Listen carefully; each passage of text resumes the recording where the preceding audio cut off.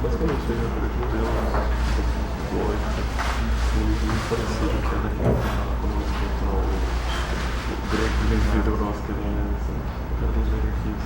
Ele não vai ter uma nutrition, você vai ter pesquisa, que é quanto nem muito metodológico. Okay, we're going to start the presentation of page 1. We'll start with Carlito Web, hyper-swap structures. Okay, thank you, the organizer. Yes, I'm thankful for Clay for the reception. Indeed, I will talk about hyperswap structures. I will do a brief recap about Marcelo's talk. It's some kind of extension of the talk of Marcelo. Then I will talk about the logic C omega, introduce the hyperswap structures for C omega, and talk about some of its extensions. Before we talk about all this, I guess you deserve a little two words about who am I and why I'm here. In fact, I have been studying hyperalgebras since my undergraduation with Professor Hugo here, this guy, and most part of my job is insert the word hyper among other things, such hyperfields, hyperrings, hypergroups, and so on. And the other part of the job is try to convince mathematicians that it is useful for something.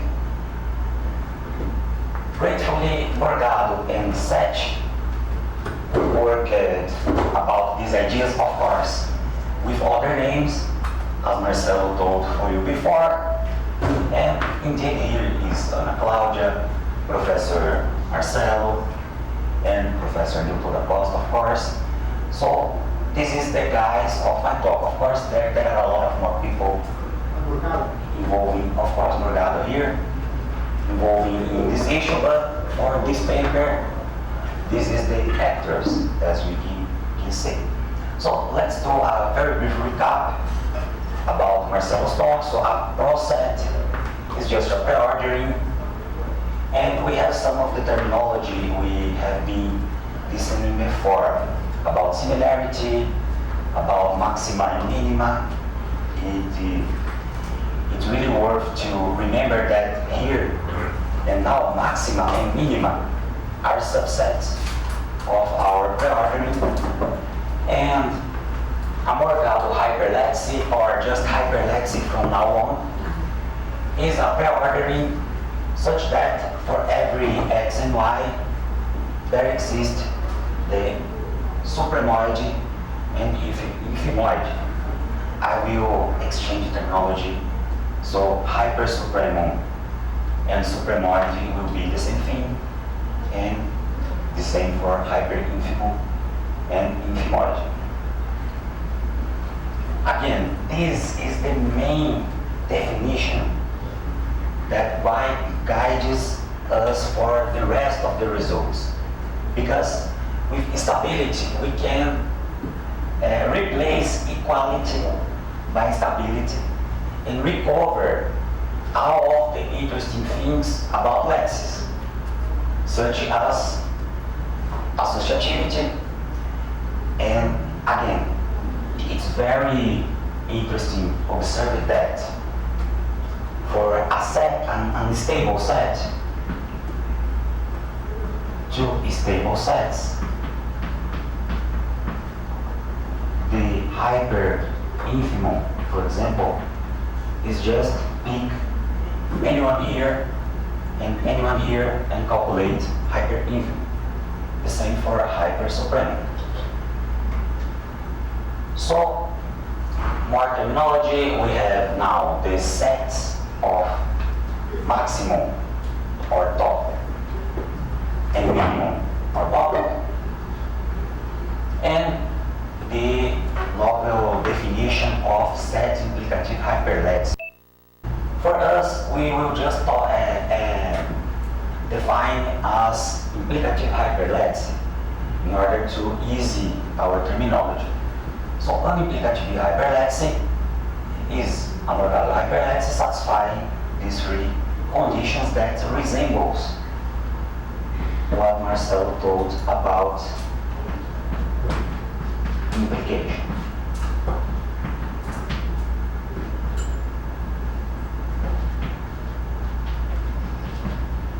But now we replace equality by membership or subset.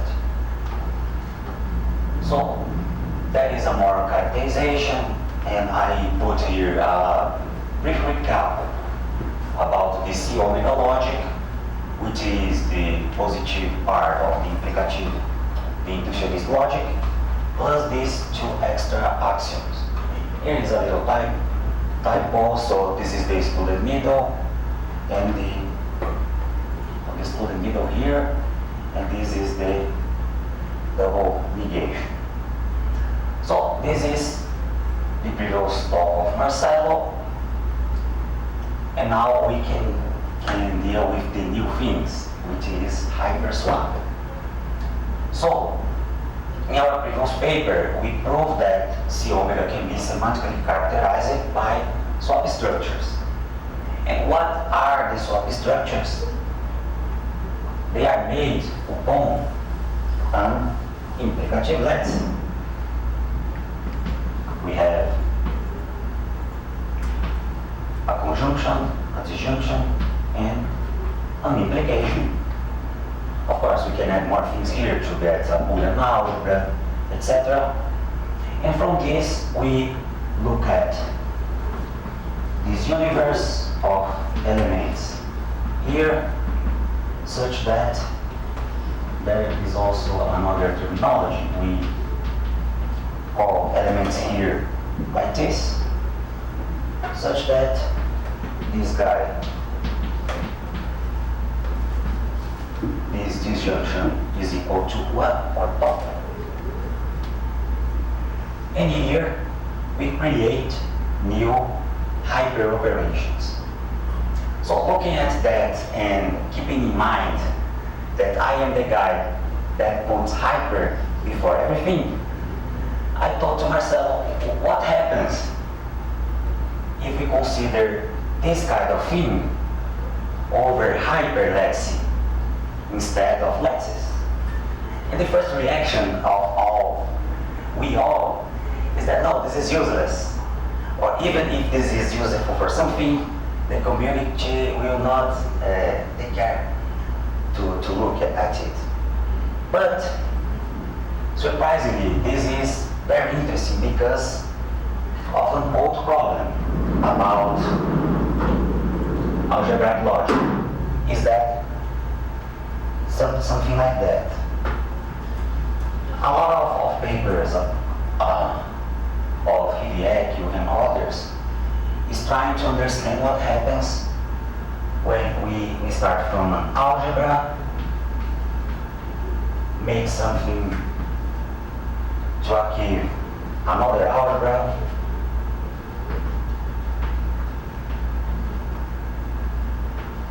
with, perhaps I will draw a little low. So we have an algebra, we do something, for example, swap, twist, and others, achieve another algebra with logical flavor,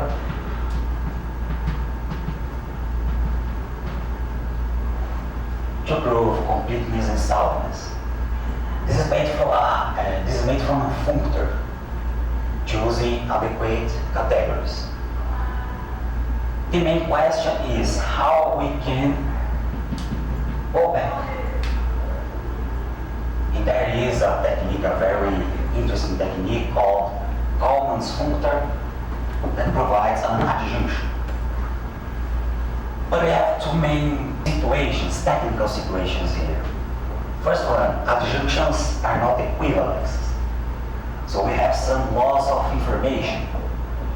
The second one is that this functor is at most of the times not describable by easy ways.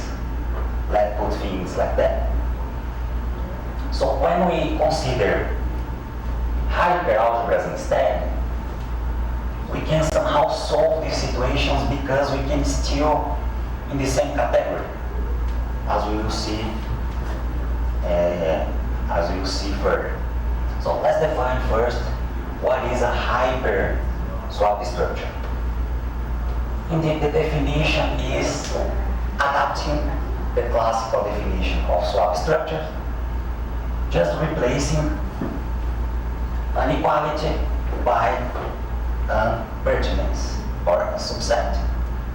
So we just copy the classical definition and adapted the things to obtain hyperoperations defined by the first hyperoperations we had with an implicative hyperlattice. The first advantage here is that we stay in the same category. We have now implicative hyperlattice, let's say L, take the hyperswap, and we are still here. We do not give higher categories or other strange categories. The strangeness is somehow compact. We have other advantages. Also, the very first result is to prove that, in fact, this is an implicative hyperlattice. And it do what we want to do. So we can recover the preordering here at the first coordinate here, as we do in the classical swap. So we still have the main issue about swap is that the first coordinate recover everything we had before. Also, we have a semantics and completeness and soundness for that semantics. So the very first result is that we are not create any new strange situation on the point of view of logic. We preserve the logical results.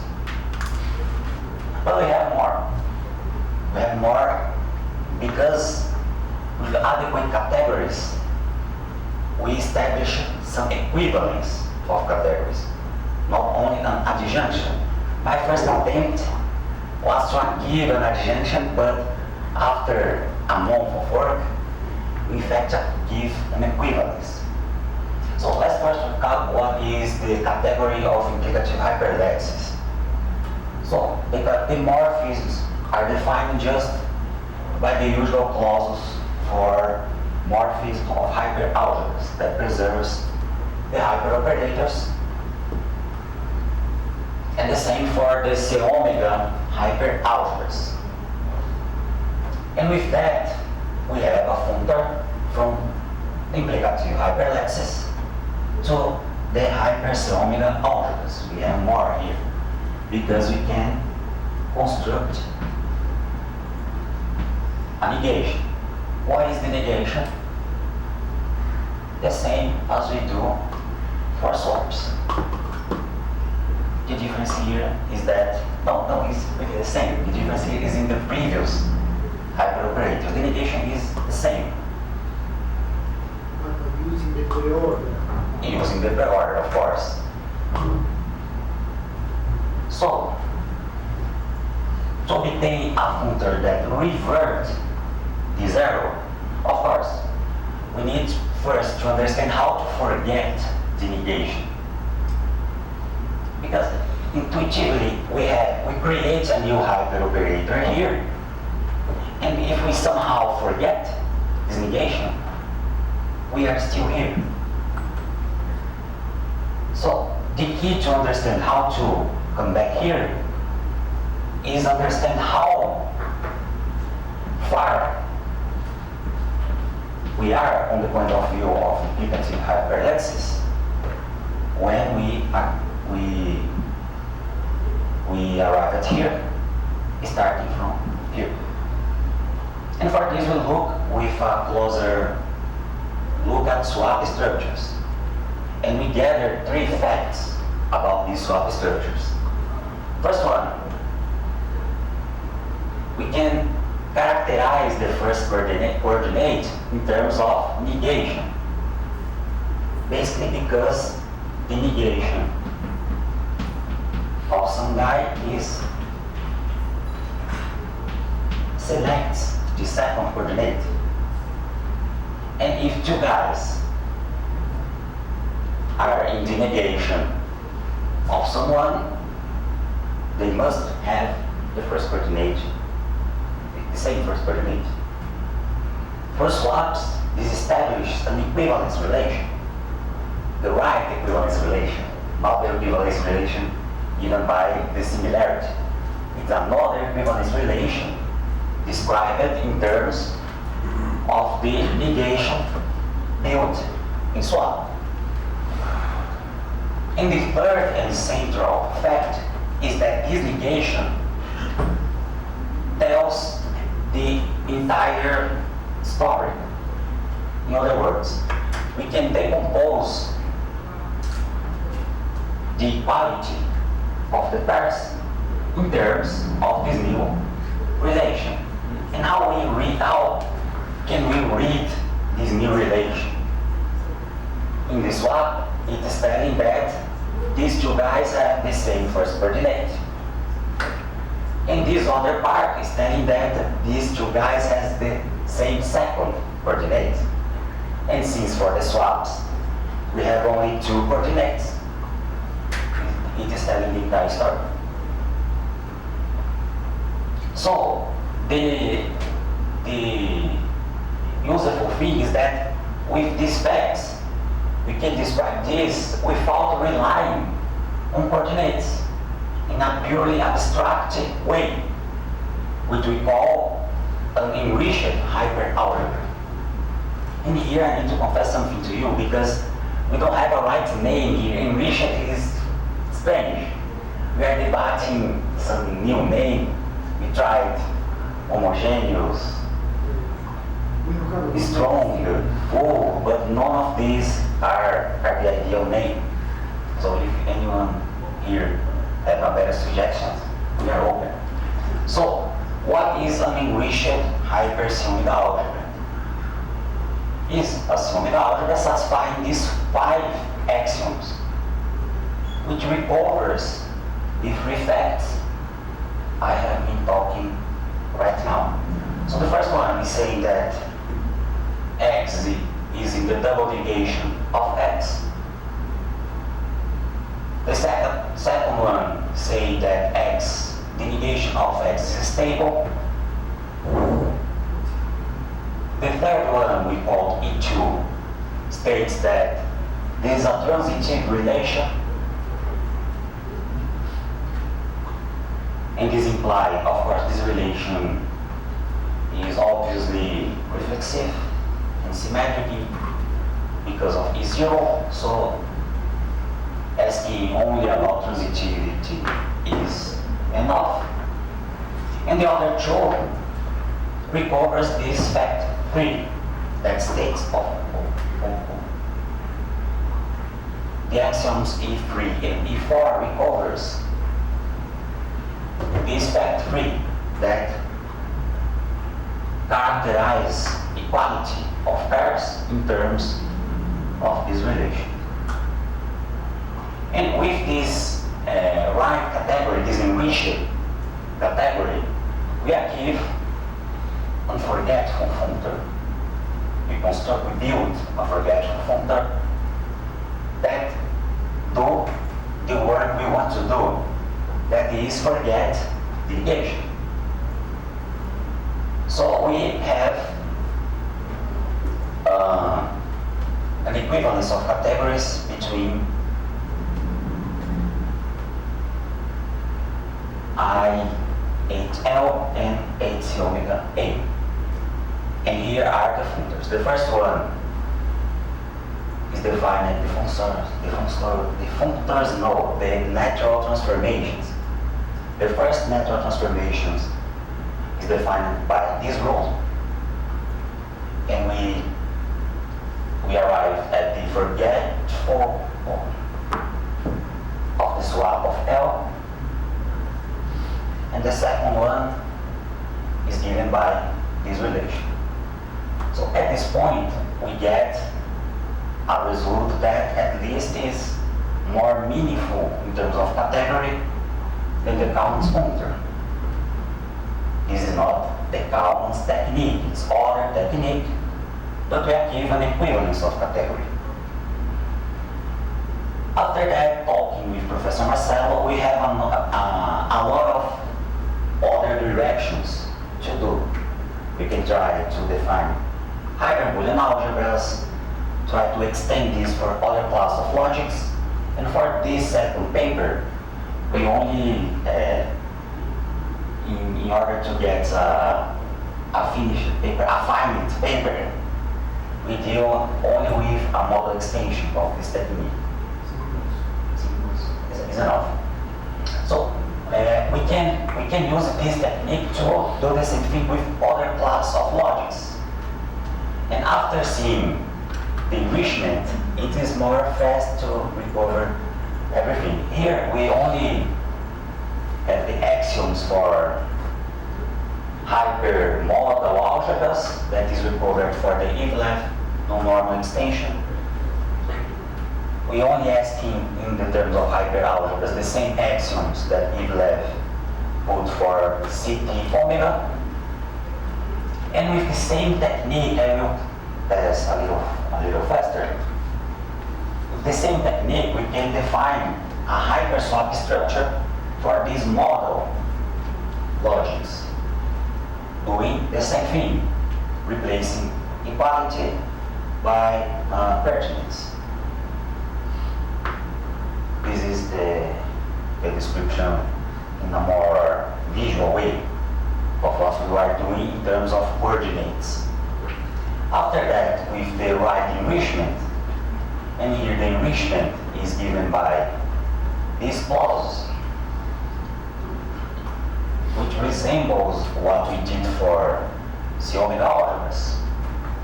We are imposing stability for box and diamond. We are posing some equivalence relation that is described in terms of box and diamond. And we are asking for characterization of equality in terms of box and diamond, which is in fact what swaps do. With this right enrichment and with the same inspiration for, in this case, for model things, we can achieve another equivalence of categories. But here we start from this to a model thing. Here we called it enriched hyper C omega T orders. And we go to the other swap. I guess we called it, just in order to give these numbers composed. Here, we start from here, but of course we would start from here to give a model logic. And we did it. It is in the last section of the talk. And I am passing quickly because it's essentially the same idea. There is a lot of terminology, but only to make this idea precise. Because here, if we start from an implicative hyperlexy, we need to include another clause about the negation and make a swap with 4 coordinates instead of 3. But the rest is essentially the same. So we ask for another enrichment.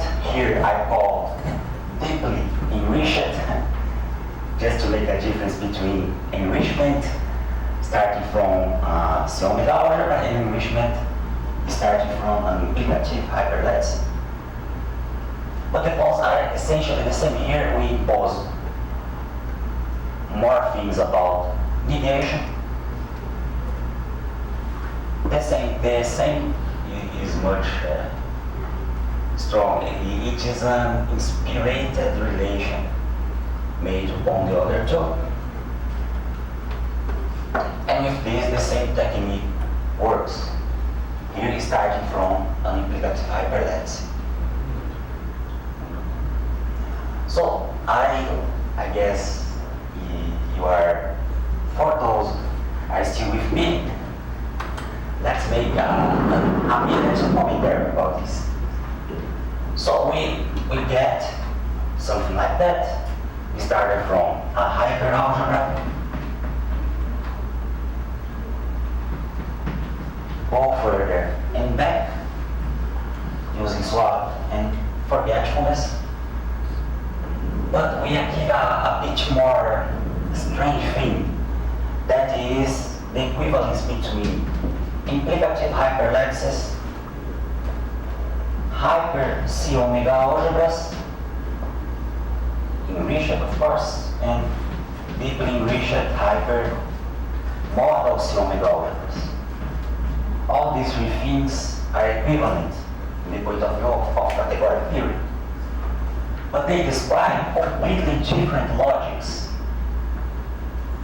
So this is the first thing to investigate. What is this saying in terms of logic?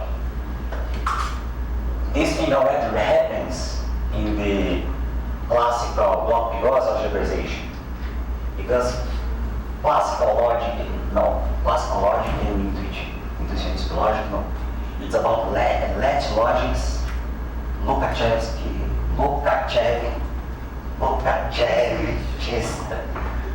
logic that are different but algebraizable by the same algebra. But here it's happening something like that, but it's a little bit different. And this is about to further investigations. And other things, natural things, is do the same thing for LFIs. And let's, to finish, there are some references. Thank you for your patience.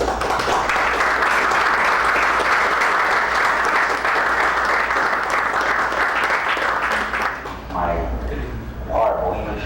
So we have some time for questions. Yeah, do you have the definition of hyperlattices in your presentation? I can't remember. Yeah. Yes. But it's in the beginning, sorry. Yeah, Sorry. no. It's just that I was thinking, it's... Okay, eventually.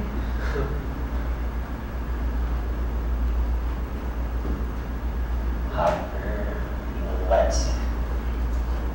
Okay, yeah, but you have the axioms. So this is the Morgado definition, Okay. equivalent to the other one. It is the But it's same. the same definition with the axioms. Yes. What I find it strange is that on a Claudia first, then I during my PhD, we talk about what is an identity on multi-algebras, because you don't have a notion of identity. But if I remember the axiomatization correctly from Morgado hyperlattices, it's very close to identities in a sense, right? It's not crazy like most definitions of a variety with multi-algebras where you need to say a lot about the elements. No, it's just a couple of identities. Are you planning to study what sets Morgado hyperlattices apart from other structures that they... Yes, I take it from the point of view of mathematics with hyperfields. And in the past we learned from Jaconesco book, Institution and blah blah blah. Yeah.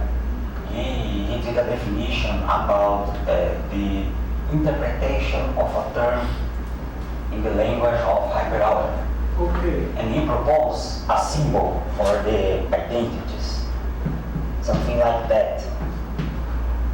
A symbol that remember inclusion. I'm saying it because I personally defend that this kind of thing should be the identities we are seeking for.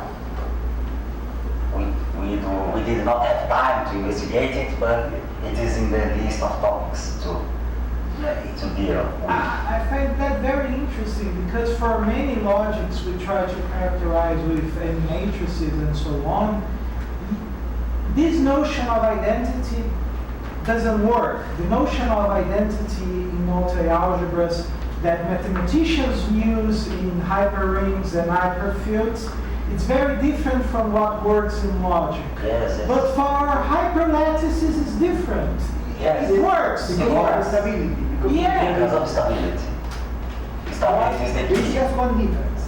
When you have an equation in algebra, the term P is equal to 1. You have another algebra, the maximum element, P equal to 1. How is the translation into multi-algebras? P equals to top, the maximum, is too strong. You put is a node, putting P is equivalent to top. Okay. That is, P, this means that the notation of P is a subset of the maximum. It do not contain necessarily all the maximum. It's the only difference in this context because of the stability. Yeah, but you start with hyperlattices and then you try to take this notion elsewhere, try to get a theory of universal multi-algebras or something like that. Yes. Yeah, in fact, we are trying to generalize the block because thing using reordering instead of unordering. Nice. But that deals with these feelings of understanding what should be an identity Yeah. for a hyperalgebra. So the other question? Sorry, we don't have time for We don't have time. So thank you again.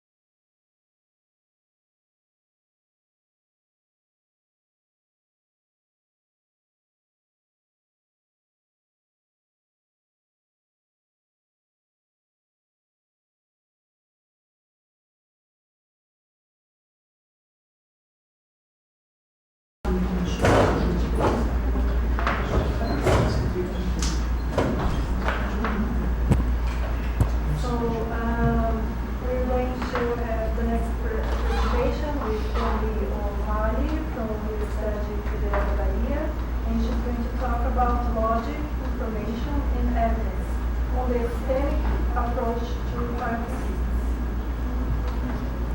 Good afternoon. Firstly, I'd like to thank the organizing committee and also Professor Brendan for the opportunity to be here. So what I'm going to talk today is about, well, I will begin talking a little bit about dialectism, Priest's dialectism, and then another kind of dialectism called semantic dialectism. Then I'm going to talk about the epistemic approach to consistency and the logics of evidence and truth. So when the epistemic approach was proposed, it was described as opposed to dialectism. And well, then I'm going to compare both of the approaches, and in conclusion, I am going to argue that the epistemic approach and dialectism can and maybe even should coexist in a pluralistic view of logic. So, dialectism and paraconsistency. Dialectism is a philosophical thesis concerning truth, according to which there are some true contradictions, which are called dialectics. What it means to claim that there are true contradictions depends on the notion of the truth. So, if you have a realistic notion of truth, you have a metaphysical dialectism, according to which true contradictions arise from reality, and there are real contradictions. But if you have a non-realistic view of truth, then you end up with semantic dialectism, according to which true contradictions arise from the relationship between language and the empirical world. There are no real contradictions, although there are some true contradictions. Now about priest dialectism. Well, priest is commonly known for defending dialectism, but it's not clear which type of dialectism he defends, whether metaphysical or not. So he has this paper, Truth and Contradictions, in which he argues, he shows several notions of truth, and he argues that all of them are compatible with contradictions. So he doesn't defend one of another, he just shows all of them. And well, in his examples of dialectics, there are some examples which seems a lot like he's talking about empirical contradictions, but then there are some examples who seems more like a semantic dialectism. So this is an example that sounds a lot like he's talking about empirical contradictions. I'm not going to read all of this, but well, what he's basically saying is that when I walk out of a room, there will be a moment, an instant, where I would be exactly at the middle, and one foot in the room and another foot out, and this exact moment would be in a contradiction. I said here, I am both in and not in. Yeah, if I am neither in nor in, then I am not in and not in. By the law of double negation, I am both in and not in the room. So this would be an example of dialectic, and it seems a lot like an empirical contradiction, right? But it can also be seen as a semantic contradiction if we analyze it. But I'm going to talk about dialectic. Well, but there are other examples as the semantic paradoxes, which are the most notorious examples of dialectics, such as the liar paradox. So here's the liar paradox. It says that, well, this is the name of the sentence, and this is the sentence. So the sentence alpha is saying that alpha is false. But among the conditions required for the liar paradox is the T schema, which is this one. This here is the name of the sentence. This is a truth predicate, and what is he saying here? What is being said here is that sentence alpha is true if and only if alpha. And additionally, the paradox can only arise in a semantically closed language, which are languages that where it is capable to do such things. It is capable to name a sentence and to talk about the sentence. Well, Tarskian's resolution is, well, he proposes a hierarchy of languages. He says that we cannot have semantically closed languages, so we would have a object language where there is the sentence, and then we'll have a higher language, like meta language, where we can talk about the sentences in the object language. So it would be different, they would be different languages, and the paradox would not arise. But but there's a problem. Our language, as Portuguese, English, seems to be semantically closed language. Like I can say, this sentence I'm saying right now is false, and everyone here will understand what I'm saying. So what about our natural languages, right? While Tarskian's resolution, what the Tarskian resolution is that it would be impossible to formalize a semantically closed language such as natural language. Dialectists, on the other hand, conclude that the formalization of natural language must allow inconsistencies, given that contradictions like the liar paradox do exist. So, briefly about logic, language, and reason in Priest's dialectism. So, according to Priest, logic has a canonical application, the analysis of reasoning. So, Priest is a monist in that sense, okay? And as for how we reason, so logic is trying to model reasoning. And how we reason is, in the first place, in vernacular. Premises and conclusions are formulated in a natural language. By all means, this may be a natural language augmented with technical vocabulary such as that of mathematics. The language employed, though, is still the language of use and communication. So, therefore, the best logic must be the one that best models how our vernacular work. And since our languages are semantically closed, some contradictions arise from them. And since not everything is true, the best logic must be a very consistent one, so it won't explode, right? Here's a quote from Priest. One does not have to be a dialectist to subscribe to the correctness of a consistent logic, though one will. Now about semantic dialectism. It is not formulated, but it was described by Maris in this paper here. I'm gonna show the references again. So, this is how he describes semantic dialectism. The present view claims that either there are true contradictions, or at least that it is possible that there are true contradictions, and that these contradictions arise because of the relationship between language and the world. And this happens because in our language we have overdefined predicates. A predicate P is overdefined if and only if there are cases in which both P and not P can be applied to the same thing. So an example that Edwin gives, P equals to is a shadow. So we're talking about the concept of shadow here. So there are these three principles that I think we all can agree on about what it is to be a shadow. So number one, if X casts any shadow, then there is some light falling directly on X. 2, X cannot cast a shadow through an opaque object. And 3, every part of a shadow is itself a shadow. And this leads to a column. I'm not going to read it, but I'm going to explain it. So imagine there's a barn, and there's the sun, and it's casting light and creating a large shadow on the ground. And then a bird flies, and the bird is in front of the barn, okay? So the shadow of the bird should be in,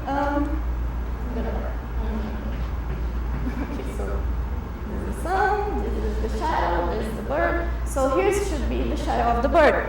According to one of the principles, this here should be a shadow because every part of the shadow is a shadow. This is a shadow. But according to other principle, this can be the shadow of the bird because there is no direct light on the bird. He's in front of the barn. And this also can be the shadow of the barn because the bird is an opaque object between the sun and the shadow. So it seems that, well, as it cannot be neither the shadow of the bird nor the shadow of the barn, and there's no other object that could be casting this shadow, it seems that this is and this is not a shadow at the same time. So this is not a problem. This contradiction does not arise from the principles itself because they are not contradictory to each other, and it does not arise from the empirical world.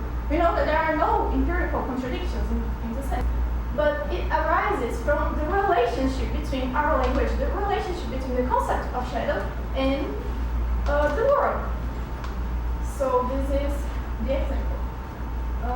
Now, what he says about semantic versus metaphysical dialectism.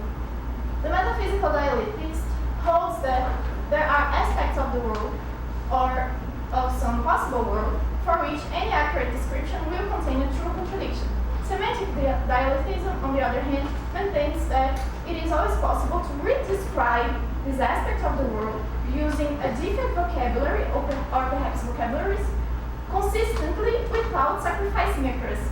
For consistent logicians, and this is interesting, for consistent logicians often, in fact, usually use consistent meta theory to describe their logics. This feature of semantic dialectism tells us that there is a consistent meta theory to use, and thus it in part justifies using one. And about the liar paradox, according to Tarski theory, there is an infinite hierarchy of languages. Semantic dialectism is able to solve the liar without having to commit to neither this infinity hierarchy nor empirical contradictions.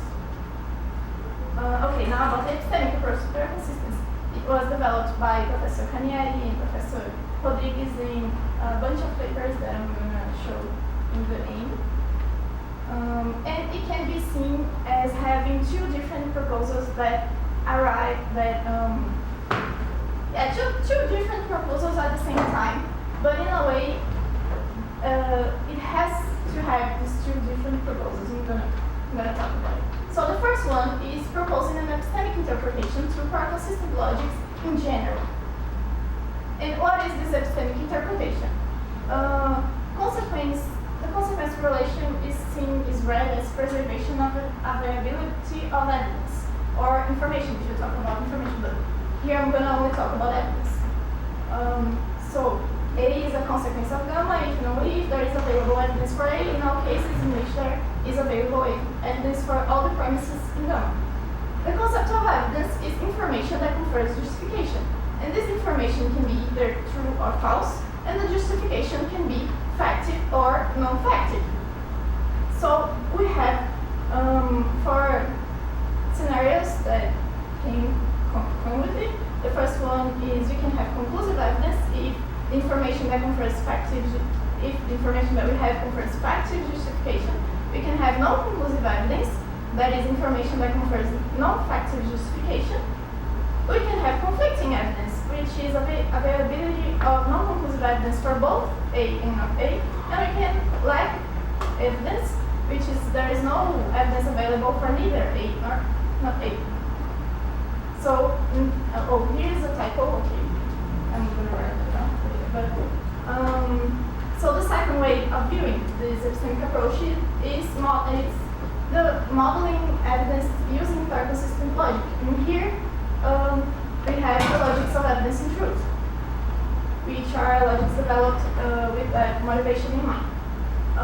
So this is the language, these are the connectives, this is the operator connective, and these are the semantic clauses. So here, there's a typo, it should be, the negation should be before the parentheses. I'm sorry about that. So it's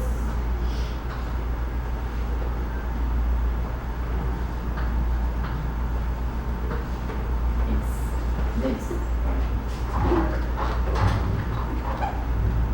Okay, so how this works. The first clause is the double negation.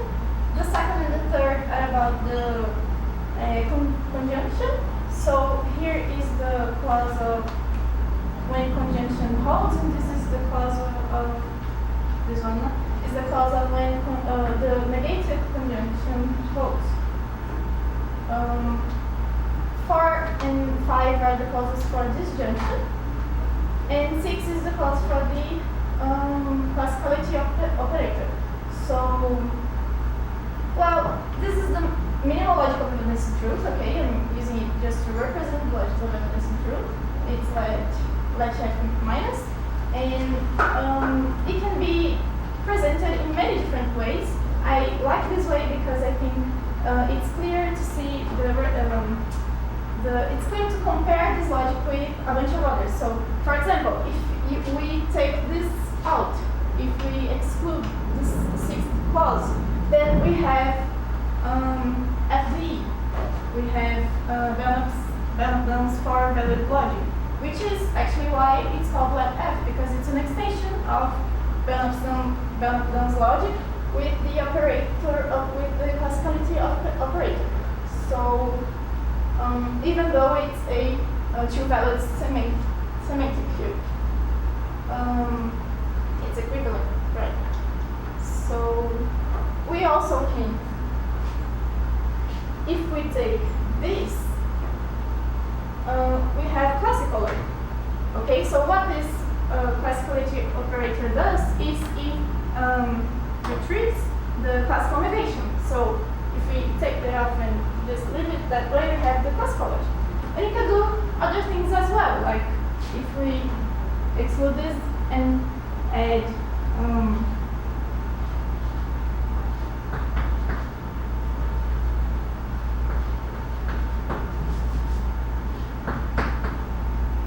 if we add this, then we have the logic of paradox, and which is a pair-consistent logic, but not pair-complete.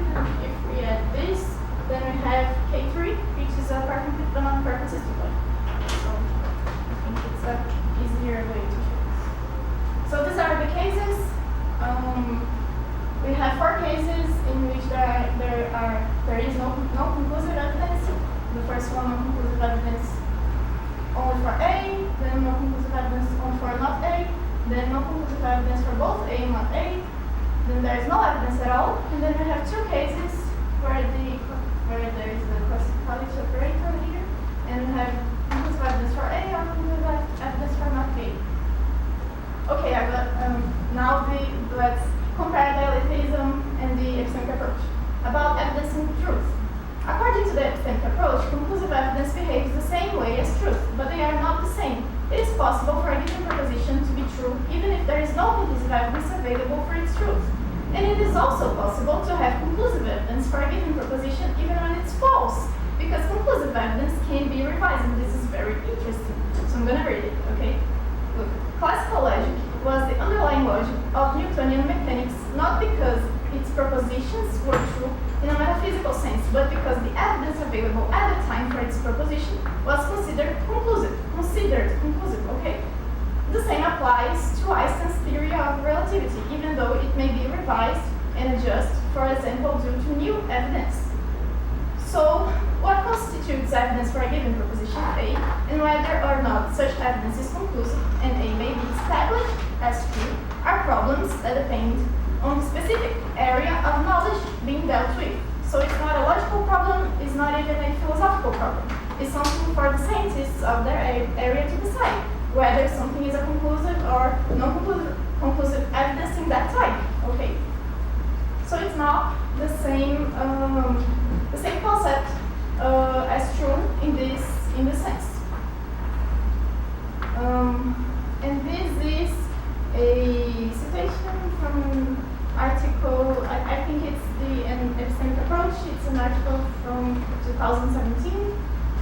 A third position. Okay, so the first position was dialectism. The second one was neutrality about it.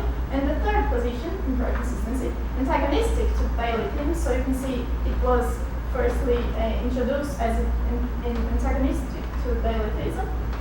Claims that no contradiction is ontological, but rather all contradictions that occur in scientific theories, belief systems, a number of situations in formal reasoning, and even in semantic and some theoretical paradoxes that are, strictly speaking, results about language with certain characteristics, have epistemic character in the sense that they are related to thought and language. This is the position endorsed by us. So, the epistemic approach is described as antagonistic to dialectism. Since conclusive evidence is treated as truth and behaves classically, it seems that the approach considers truth to behave classically as well. However, both the epistemic approach and semantic dialectism agree that there are no real contradictions, and that contradictions are related to language. So, what is the difference between the epistemic approach and the semantic dialectism? While the semantic dialectism considers our concept of truth to be overdefined, the epistemic approach considers the theory of truth that leads to paradoxes such as the liar to be a defective theory that needs to be revised. So there is a asymmetry, as shown by Jonas Arenhaj and Ederson Mello, between this revisionism concerning truth and a type of descriptivism concerning evidence. This asymmetry has not been justified. If an empirical, this is the symmetry, right? If an empirical theory derives a contradiction, the epistemic approach allows this theory to be accepted at least temporarily. No conceptual engineering would be necessary to reject it, as it is understood that the acceptance of flawed theories is a part of the process of scientific development. On the other hand, if a contradiction arises from the theory of naive truth, such as the liar paradox, right, the epistemic approach seems to require the theory to be rejected, and conceptual engineering would need to be done regarding the notion of truth to prevent the contradiction from being derived. What would prevent the same from being done with all the other theories that derive contradictions? But if all theories that derive contradictions were subjected to conceptual engineering and revised, the need for consistency would disappear. Okay, so semantic dialectism, the epistemic approach, and logical pluralism, that's my conclusion. The epistemic approach to consistency provides an effective way of dealing with epistemic contradictions. However, it lacks the capacity to deal with semantic contradictions. We believe that a moderate epistemic approach that intends to deal only with contradictions that arise from empirical theories can coexist with semantic dialectism concerning the notion of truth. This view is aligned with logical pluralism, according to which there can be multiple correct logics as they are developed to model different things. Okay, and here are my references. So this one is the first paper on the epistemic approach on the philosophy and mathematics of logics of form and consistency in 2015. Then we have this one, an epistemic approach to pure consistency. Oh, in the first one, it is. They present left K, I think, right?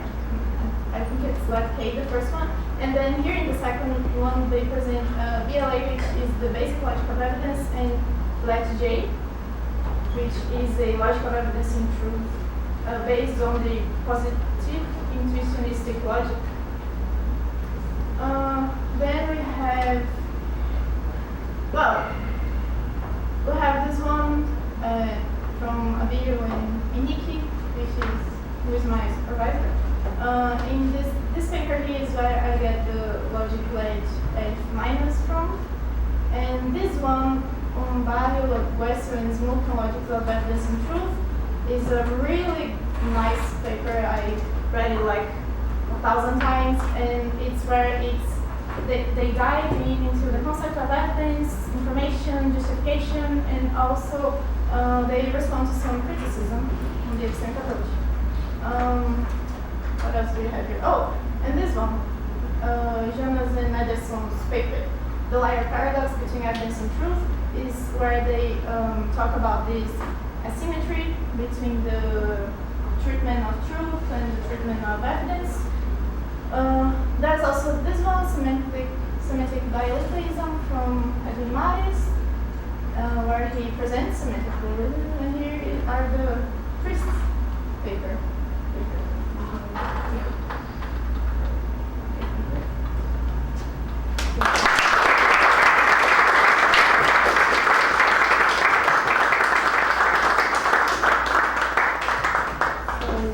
We have time for questions.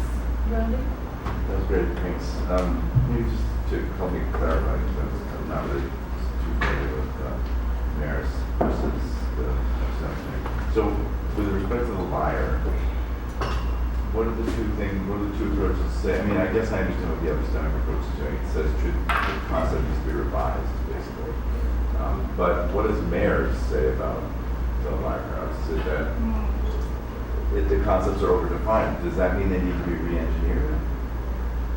No, okay, so I think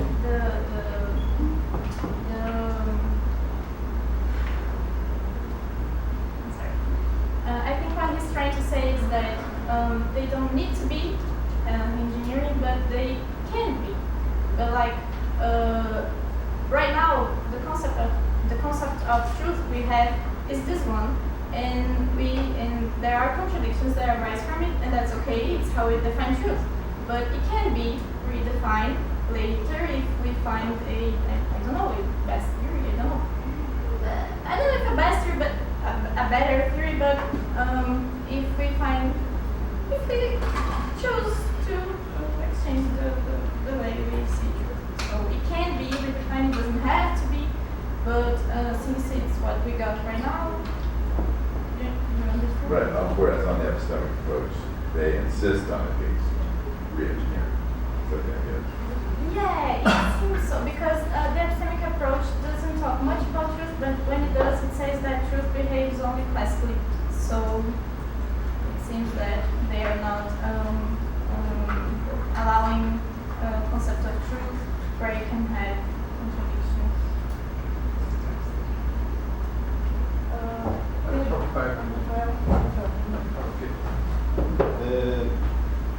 The main problem I have with trying to make compatible this epistemic approach with semantic dialectism is that when you consider the epistemic approach, it is a desirable feature that you have the consistency operator. And it is also known that the consistency operator, when you mix it with truth predicate in the language, it leads to revenge, the liar's revenge. It's a stronger form of the liar paradox that you can't avoid in LFYs and LETs. So I don't know if you have thought about this yet, but maybe it's something to consider when trying to put those things together in LFYs and LETs that are much more expressed than, for example, LP that Priest uses. Thank you, Ray.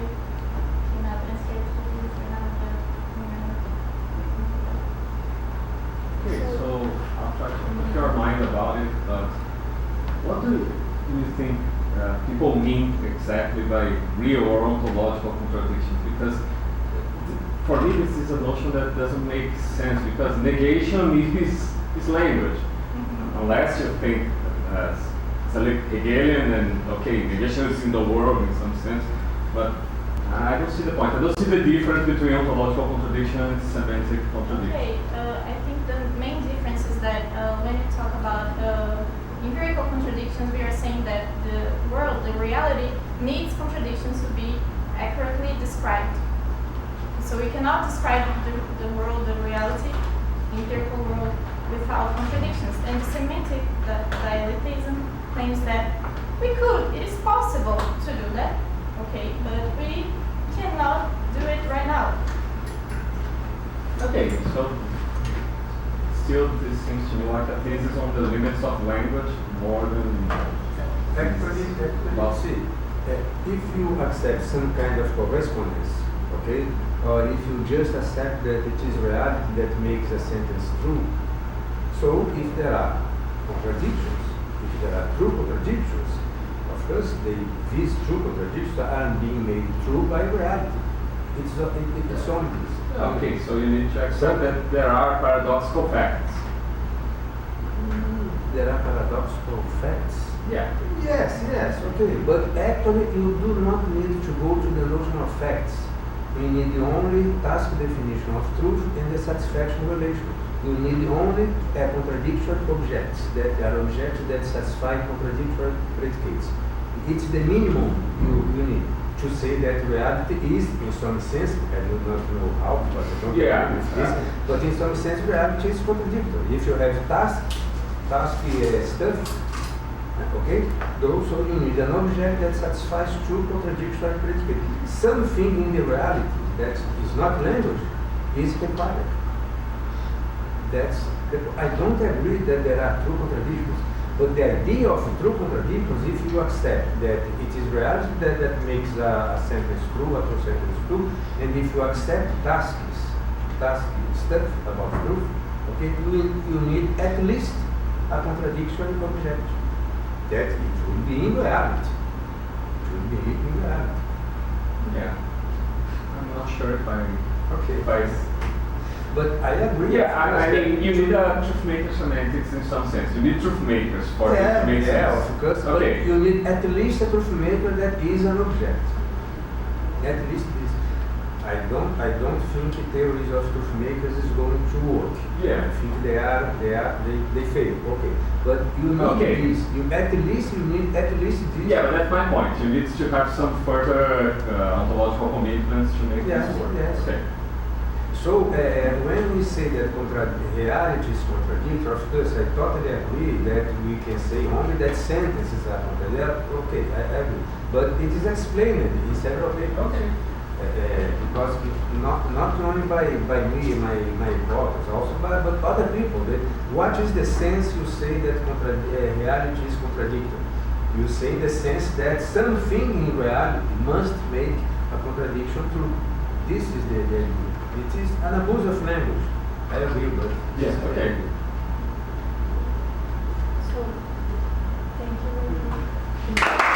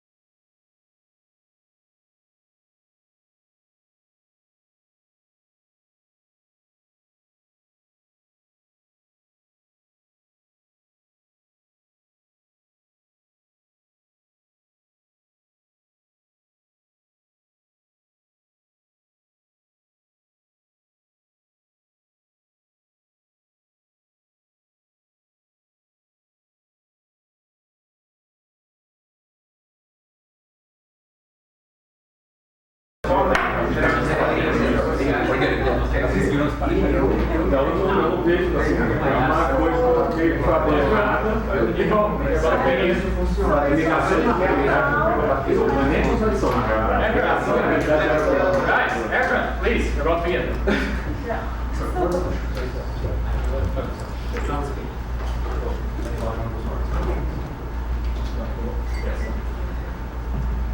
So the next presentation is from Jonathan Eric. He's from Universidade de Buenos Aires, and he's going to present about Structurality. Enclosure, sorry. Okay, thank you very much. So let me first thank the local organizers and Brandon as well for making it possible for me to be here. And let me thank you all because the days here have been amazing. You are very kind. So let's do some logic. I hope this does not make angry anyone of you. I will say some political stuff. Okay, so we know that logic is supposed to enable us to extract the consequences from a set of axioms or sentences in general, right? This to produce the closure on a theory. We also know that classical logic does pretty well in this sense. However, we know that it also has some limitations. Yeah. For instance, if we expand our languages, then under certain expansions, we will have some paradoxes that classical logic cannot handle. And we also know that not every non-classical logic will be able to solve these issues. So, take for instance the predicate for validity, which is governed by these two rules, and take a sentence pi such that pi is equivalent to the formula saying that the inference from pi to bottom is valid. Then we will be able to have a derivation that will take us to bottom, and if you pay attention, you will realize that there's no logical connective involved. So traditional approaches, for instance the paradoxism approaches, won't do in the case of this paradox because there's nothing to do with negation here, right? We just got the rules for the predicate, the definition of the equivalence, and left contraction and application of cut. Now, substructural logics adequately address these issues uniformly by grouping one of the structural features which are traditionally associated with the Charleston's concept relation. One of these well-studied non-structural logics is the non-transitive strict tolerance, which was presented by Cobreros, Egre, Ripley, and Weimar. Interestingly, ST, strict tolerance logic, coincides with classical logic at the level of inference. What this means is that it has the same classical strength as classical logic, let's say, but interestingly, it can be a truth predicate can be added to it without trivializing, for instance. Now, while this is interesting, it has obscured some differences between classical logic and the non-transitive one, and it's a difference that arises at the level of the meta-inferences. These logics do not share their meta-inference while they share their invalid inferences. In fact, the failure of transitivity poses a threat to logic in performing one of its central tasks, that is, that of closure. After all, transitivity is a feature required for closure, right? The closure operator is supposed to be transitive. Now, this was an issue which was pointed by Priest recently and by one of his students, Ray Porter. Priest says that, well, valid inference cannot function as a closure operator on a set of beliefs in these logics, and Porter expands on this idea by saying that because they do not correspond to closure operators, substructural logics cannot be used to determine the consequences of a collection of non-logical axioms. So we seem to be in a sort of dilemma. Either we have closure on our theories, or we have a uniform solution to paradoxes and other related issues, for instance, theoretical sequences and paradox related to that stuff. So we have to choose. We will stay with a structural logic and have closure for our theories, or we will drop some of the traditional structural features and lose the possibility of closing our sentences under consequence. Now, the presentation aims to show that there is a possibility of reconciling both lines of thought, right? We can attend both to the substructuralist and the structuralist desiderata in one and the same logic. So here is the outline of the presentation. I will begin by making some remarks on this objection and a possible line of reply. First, in the dilemma, there seems to be a deterministic assumption made concerning how logic is to be understood. Roughly here, the idea is that there is only one determinate way in which an argument may turn out to be valid for every situation. But then the question is, what are we to do if we want to account for both the structuralist and the substructuralist motivations? We should be prepared to accommodate closure and failures of transitivity. So the proposal here is to introduce some variance in the assessments we can get from logic. So think it this way. Let us say informally that an argument is valid if and only if the relevant possibilities that are compatible with the premises being satisfied and where their conclusion is not satisfied can be ruled out. Okay? So take the classical case. The idea is, well, simply an argument will be valid if we can make sure that there are no valuations which will make the premises true and the conclusion false. Okay? We can make this by absurdity proof or something. Now, suppose we have different epistemic standards, each establishing distinct thresholds for assessment. For instance, one of you may ask whether I have a bottle in my hand right now, and the first answer I will give is, well, sure, I have, and that will be an acceptable answer. But if I knew that you were skeptics, well, perhaps the possibilities I have to consider are different, and the threshold is now higher. Okay, so the answer cannot be that straightforward. So let's suppose there are different epistemic standards and that the relevant possibilities that one should take into account to establish something depend on the criteria for assessments in a given context. Well, then the proposal is that we can consider that validity is connected to a specific assessment criteria in a given context. So now logic will be able to provide both for closure and failures of transitivity depending on context. This idea can be made precise in a formal framework with what I call a multi-purpose logic. I will present a logic which I call sensitive logic SL, which possesses sufficient resources to establish the relevant differences in the criteria of assessment for validity. So let us go to the formal framework. Let us begin with some preliminaries. We will have a language L with a set of propositional variables. We will be working with strong linear evaluations, which are assignments of values to our propositional variables, with values in that set, that is 1, 1/2, and 0. And these valuations can be extended according to the strong linear truth tables, right? Now we say that a formula phi is strictly satisfied if the formula receives value 1. We say that it is tolerantly satisfied if it receives value greater than 0. Notice that strict satisfaction implies tolerant satisfaction, but the converse does not hold. Further, besides the 1.5 value, valuations behave classically. Okay, you check the tables, you will see that whenever the input is classical, the output is classical as well. And also consider that tolerant and strict satisfaction will collapse in evaluations where there is no mapping from our formulas to the value 0.5. Now, let's define an inference. An inference is a pair where the elements are finite multisets of formulas represented in weights, saying gamma influence delta. A meta-inference of level n is a pair where the elements are finite sets of previously defined inferences, that is, inference of a lower level. So this means that a certain inference implies another inference. And then we define valuations. Okay, in classical logic, we say that classical evaluation satisfies an inference if and only if the set of premises receives value 1, then the conclusions, at least one conclusion will not receive value 0. And on ST, the strict tolerant non-transitive logic, the definition is the same. But of course, since we now have a different value to define it for strong clean evaluations, here we also have the possibility that the conclusion is satisfied when the value is 1/2. Okay. So, well, validity is nothing but a generalization of satisfaction, but since there will be no counterexamples in one of the definitions that is not in the other, both logics will coincide concerning their inferences, right? However, we say that there is a difference because here being different than 0 may involve having value 1/2, which is not available in the classical case, right? They'll just have Boolean evaluations. So this difference appears at the level of the meta-inferences.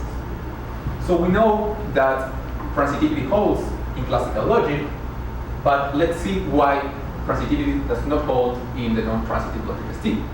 So suppose we take a notion of validity in terms of a local validity, that is preservation of satisfaction, and take evaluation behaving this way. Then we will have that the first inference is satisfied because the premise will have value 1 and the conclusion will have value 1/2, and this in ST is being satisfied.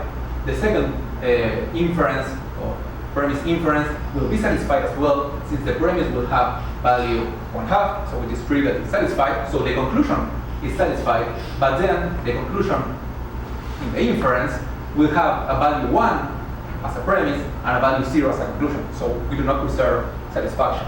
So this is the reason why ST has a failure of transitivity. But notice that it is the value 1/2 that is responsible for this local failure, right? In the classical case, this cannot happen. Now, if we restrict our evaluations, we will take transitivity back.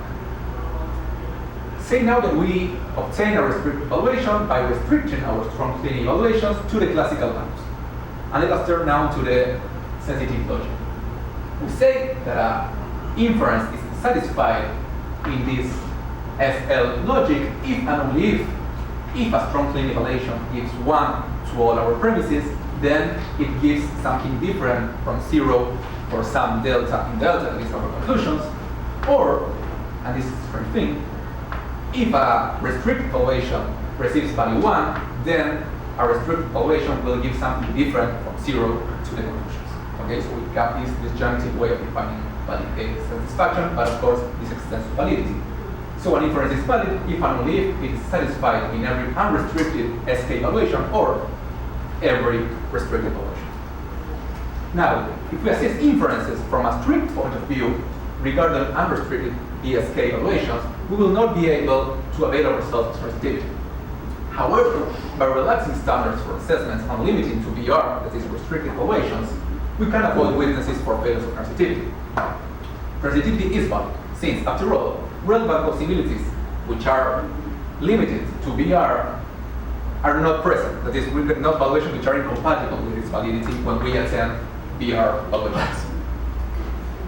So let us turn now to a sequence calculus presentation. We will be working with labeled formulas. Say that a labeled formula is an expression of this form, where phi is a formula in our language and x is a label belonging to the set of strict or tolerant labels.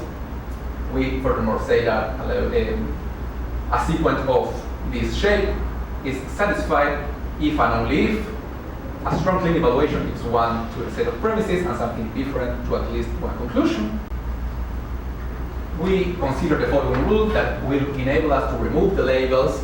So if we have a sequence, we can remove S and T, but of course this is only sound in the case that I remove the labels, we understand we are collapsing S and T. That is, they are just something different from 0. Okay, if not, this is not sound, of course, because what we said before. So this is the theoretic counterpart of what we were doing, but we changed our standards according to context. The unlabeled sequence will be satisfied if and only if a restricted evaluation give value 1 to the set of premises and something different from 0 to at least some of the conclusions. So from our unlabeled fragments in the calculus, we can obtain labeled sequence. This is done by replacing each formula in the sequence with a labeled one according to the following rule, which is the converse difference. Conceptually, by appealing to this rule or function, we are increasing the assessment standards.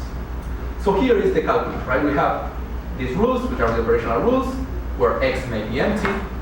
These are the initial sequence. Here the labels must be the same, but here we need the premise to be strongly satisfied and the conclusion to be tolerantly. Now we define a derivation by saying that a derivation is a tree of sequence where it is constructed by applying the rules of our calculus and the initial leaves are initial sequence. So now here's an important fact. Suppose we take a classical derivation of a sequence. Well, then if we apply the rule for transforming the sequence into a labeled one, and we look like a root search, we will find that we have a derivation for the corresponding ST sequence, and the converse also holds. So if we had an ST derivation, and we remove the labels, then we will have a classical derivation for the corresponding sequence. Okay? The thing is that from a classical derivation of a meta sequence, that is a higher order inference, it will not hold the idea that applying our strict standards will give us a strong derivation. Let's see why. Suppose we got cut, right? So the idea is that if now we change our assessment labels, and we put labels on our formulas in the inference, then cal will no longer hold. And the idea of why this happens is that if we were to enable cal, we will have things of this sort, right? Saying, for instance, that something tolerant and true implies something being strongly true. And that cannot happen because of what we said at the beginning. So suppose we would have here a T label and here an S label. Because of reflexivity, that is something that could happen. Well, then if we were to cut here, we will have that T implies S, and that is not sound. So this is the way in which cut fails in this system. So once again, now from the proof theoretical point of view, if we are subject to our strict standards, then cut will no longer hold. However, if we do not take a strict approach, we can still have transitivity that is in our unlabeled fragment. If we assume some groundedness from the context, we can still close theorems. So let us go back to the objection at the beginning and some further considerations. We said that validity is usually understood like in a rigid or determinate way, and that was supposed in the objection. We say that an argument could be considered valid if the possible scenarios that would make the premises true and the conclusion false could be discarded. And here we can establish some analogy with knowledge, right? Some may say that knowledge can be understood along the same lines, broadly. We can say that some claim expresses knowledge whenever the relevant possibilities which are incompatible with it holding can be discarded. However, as proponents of epistemic contextualism make apparent, what the relevant possibilities are in order to be discarded varies according to our standards. So for instance, here's one of the defenders of contextualism in knowledge, Eric Rose, who said that the truth conditions of knowledge ascriptions varies according to the epistemic standards that a subject must meet in order for a statement to be true. Okay? So whether someone possesses knowledge or not depends on the threshold it has to meet in a given context. So suppose knowledge is a contextual affair, then if logic is an instrument for knowledge, it should account for some form of contextualism as well. That is, what constitutes the relevant possibilities will depend on the strictness of our standards. So we will say that a meta-inference holds contextually as a function of a certain epistemic standard. This might be seen as a natural further point in introducing contextualism in logic. For instance, in the logic I have been discussing, ST, we may say that whether a formula receiving value 1/2 is satisfied or not will depend partly on the context, that is, whether it appears as a premise or as a conclusion. In the premises, 1.5 is not being satisfied, and the conclusion is. And well, perhaps logical vocabulary might be eventually understood contextually as well. For instance, shift of domains in quantification. So back to the challenge, the dilemma was that a logic could not provide closure on payment paradox, but now we know that even logical contextualism, whether logic can provide closure or not, is a matter of contexts. In certain contexts where we can suspect that tautological sentences lurk, we shall adopt strict standards considering every plausible evaluation, and there we will block the transitivity, yes, according to the ESK evaluations. But if we can assume that our ground model is somehow safe, we can relax our standards and then provide transitive closure again. Why this is not a form of pluralism, or why we would not want to have pluralism? Well, first of all, because we wanted to reply to the objection, which was against the possibility of having both things at the same time in one logic. But conceptually it makes sense, because if contextualism makes sense for knowledge, well, why not to think of it in the case of validity as well? And technically, this can be made precise by having intra-theoretic transformation in the model theory by restricting one kind of models, and in the proof theoretic side by having rules that let us label an unlabeled sequence. So I provided an answer to the initial challenge. I have presented the outlines for contextualism in logic, and I presented a formal framework for capturing this idea with the logic SL, the sensitive logic. Such a logic may be seen as novel in the sense that it provides a disjunctive or underdetermined idea of validity. Yeah, it has to be specified in terms of which valuations we're going to talk about. So, two more remarks about further work. I try to provide a closure in a logic that is a substructural proposal at the same time. In a sense, this might be seen as a recapturing or recovery strategy. So it would be interesting to compare this approach with others that carry out the project of recapture or recovery by object language means. Yes, in particular, for instance, the LFI with the recovery operator. One important aspect is that we are not seeking instances of inference based on assumptions about formulas, but we want higher order inferences to be just valid, yet not cases of inference, because of the behavior of entailment, and not because of how certain formulas can be assumed to be consistent. A second point that I would like to explore is that this solution rests on combining a non-transitive and a classical logic, and it is worth exploring other ways in which such as substructural logic as a non-transitive ST could be merged with other structural logics. So it would be interesting to see how substructural logics could be integrated, classical ones or structural ones, by using the methods in the literature of combining logics.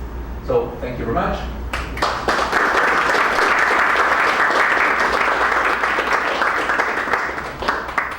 Sorry for the rush. Okay, so we have time for questions.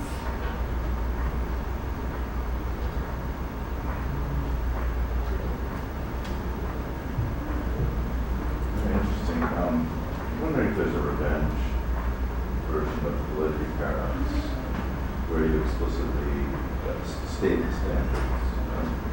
So maybe, I don't know, I'm just playing around. Yep. Maybe this argument's tolerantly valid, therefore it's strictly or something. You see what I'm doing? Yeah. I'm more, I don't know. I'd have to think about it. I wonder whether there's a. Sure, we can see it later. Yeah, great. Thank you. Thought. Yeah, great. Thank you.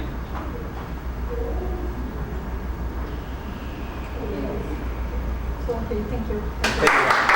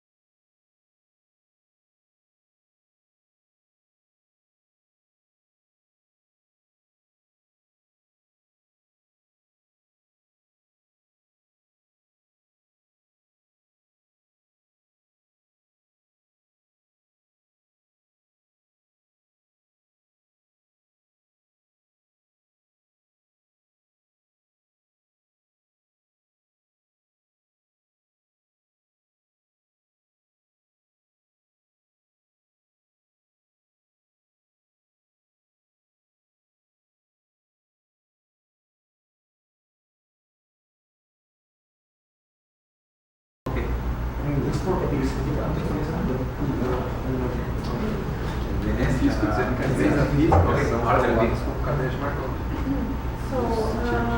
we're having a presentation on Gustavo Damiani from the University of Auto-Organização, and he will present now main sorted counterpart theory.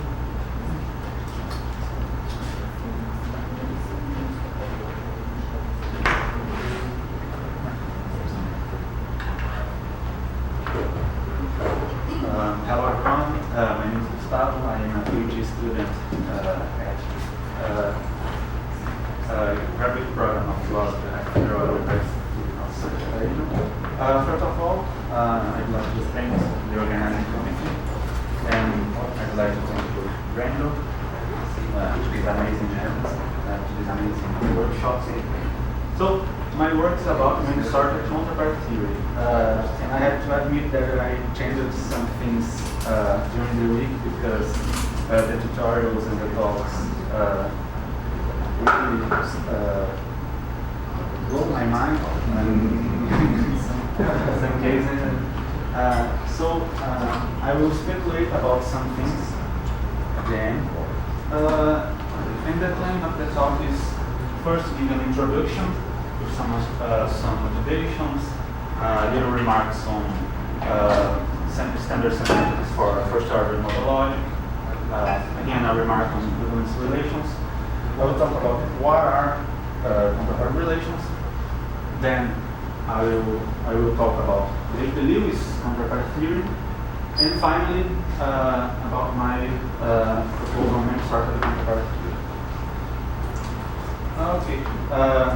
David Lewis was the first person who formally proposed counterpart theory in a paper called Counterpart Theory and Quantified Modal Logic.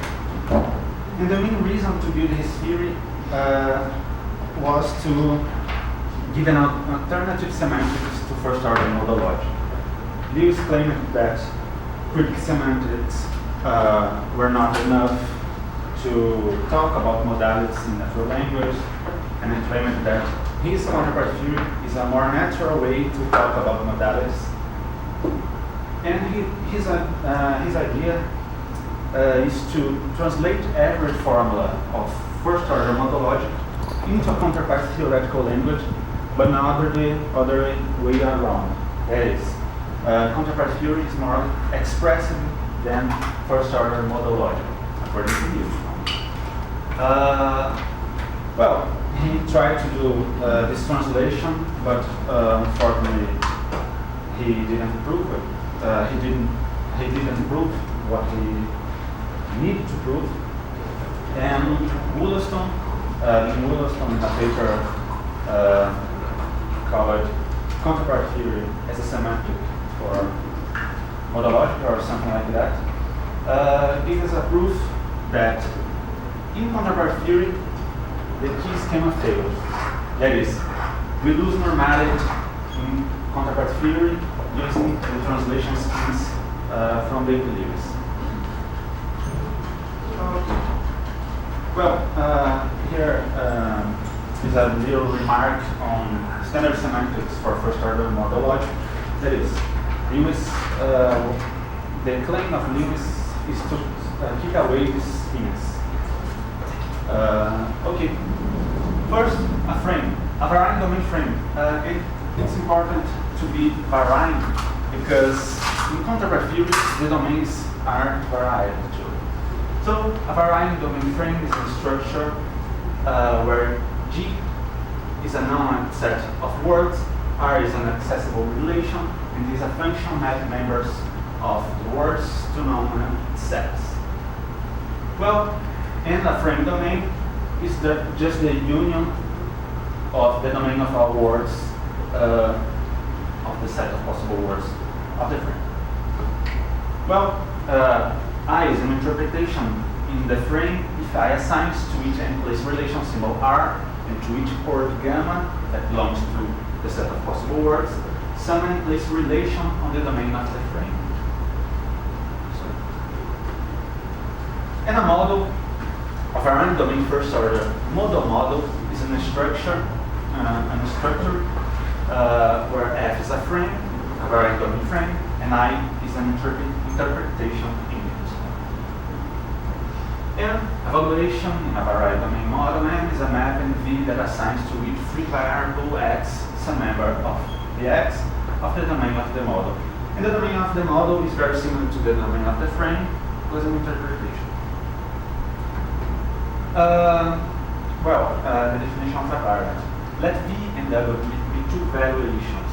We say evaluation W is an X variant of the add to the word gamma if V and W agrees on all variables except possibly the variable X.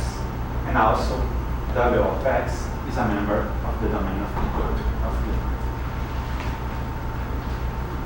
here are the truth conditions for first order model logic with variant domain.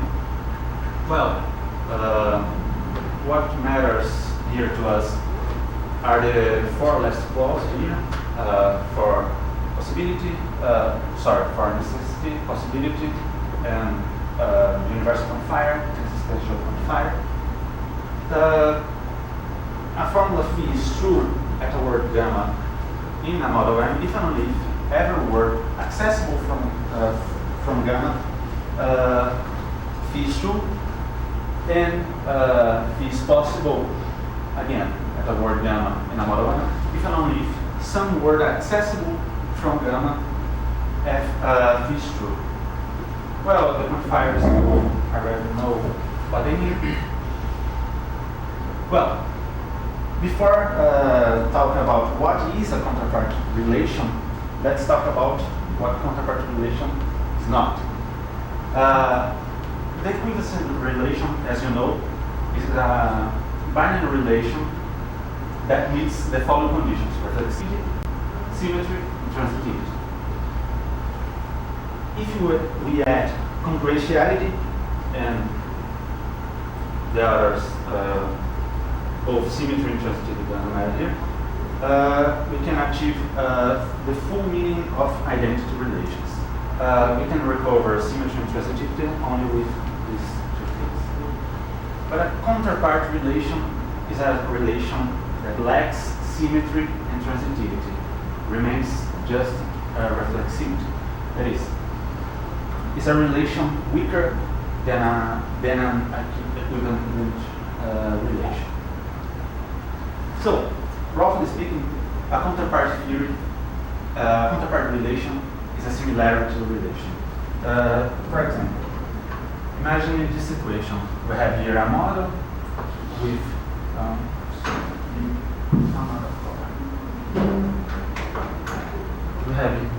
a model.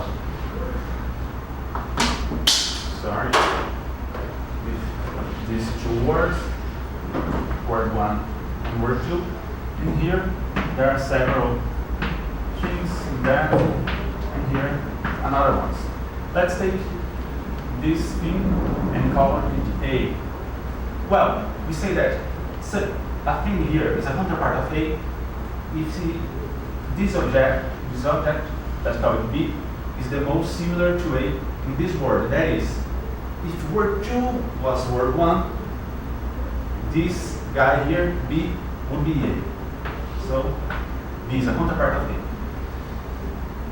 But a similarity relation is a very vague concept.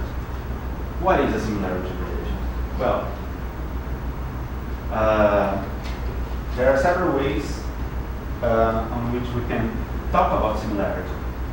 Well, we could think in counterpart relations in terms of probability. That is, imagine that there is a probability of B of 0.7, for example, to be A in word 2. So B would be the counterpart of A. We can also think in terms of homologies. That is, B has the same structure that A in word 2. Because of that, B is a counterpart of A. Or archetypes. B has the same function that A in word 2, so B is a counterpart of A in that word. Well, in my master's, I present a definition of counterpart relations.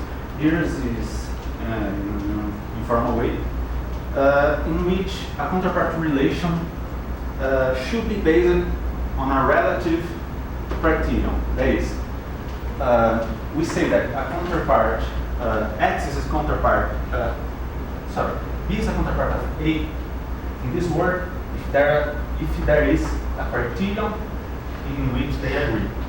I don't know, the size, the shape, whatever.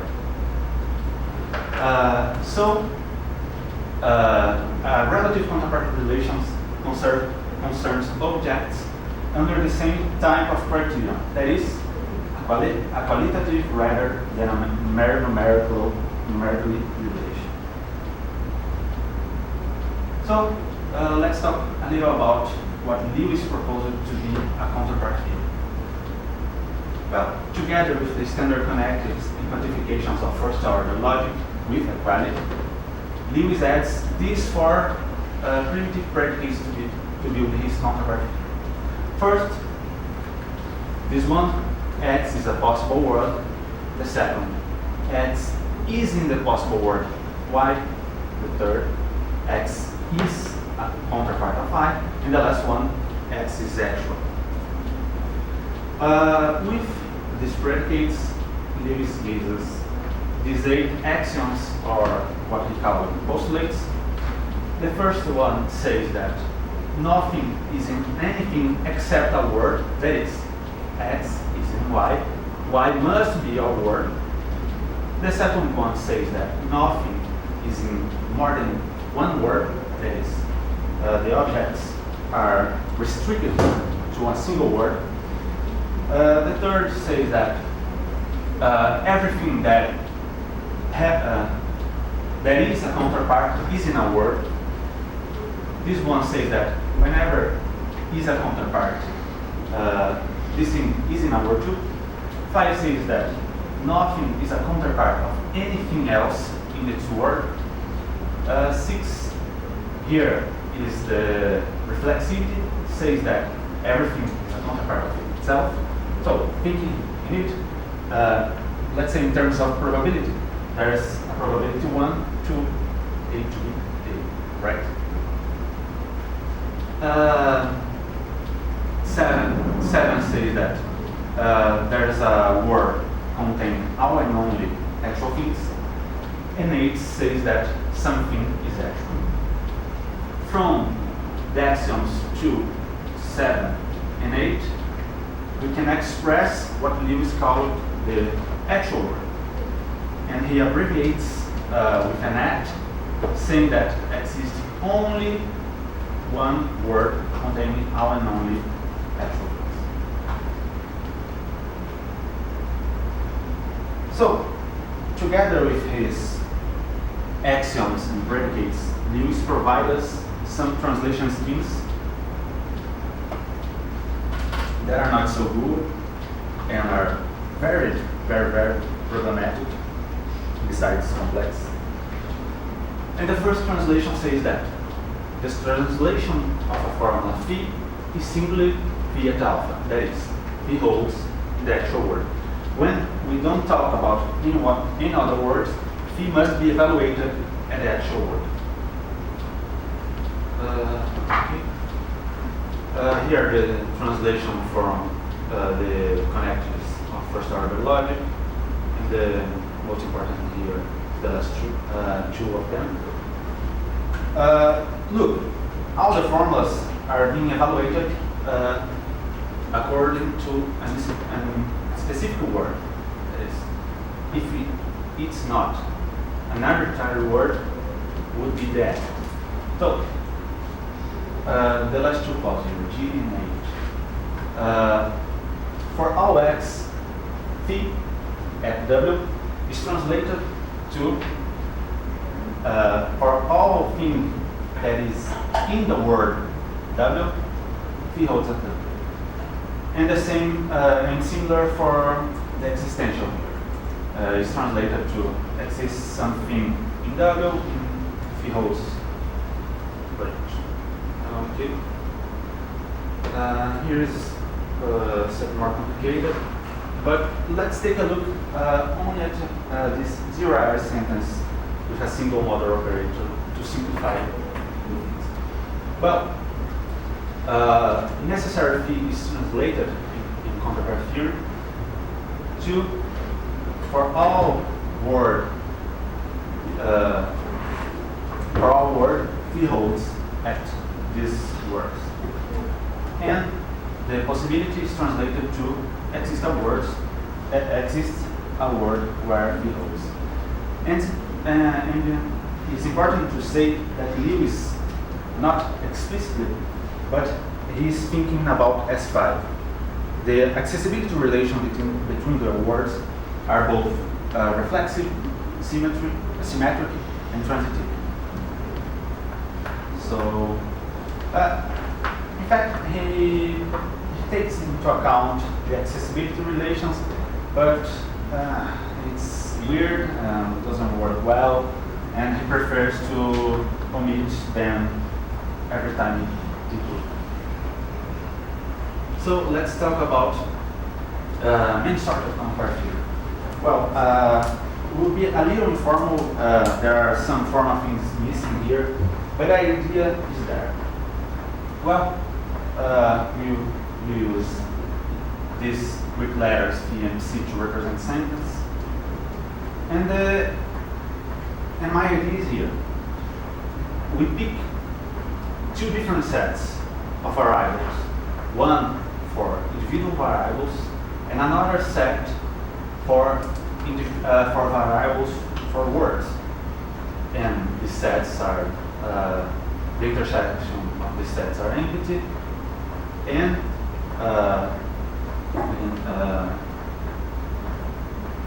given any two words, their domains, the intersection of the domains are empty too. That is, there is no such thing existing in more than one possible word. So let us go back to the primitive predicates and really understand what is going on here. So the first predicate, that is this guy here, is a unary predicate whose argument is a member of the set of word variables. That is, whenever I put here, must be a word. To this second predicate, that is a binary predicate whose argument follows. The first argument here will be a member of set of individual variables, and the second argument here would be a member of set of word variable. Similar in this case, both C is a binary predicate, and both arguments must be members of the set of individual variables.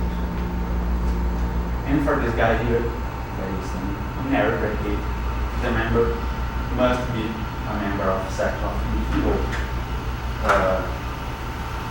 variables. So, thinking in these terms, we can talk about the axioms again. And let's see the first one. Let's say that, for all x, all little w, x is y, then, can you see? Of course. Well, this axiom is saying that whenever there is nothing that lives in anything except a word. But with this restriction, we don't need this second part, because of course, if y x w, x is in the possible word w. So this is useless. So the predicates here are hiding some things. What I'm claiming for is that these predicates, and I think Lewis would in some way agree with me is that they are hiding existence. Because to Lewis, this X and this word must exist. So let's think again. Let's take a look at the second axiom. Oh, everyone. Using now my notation.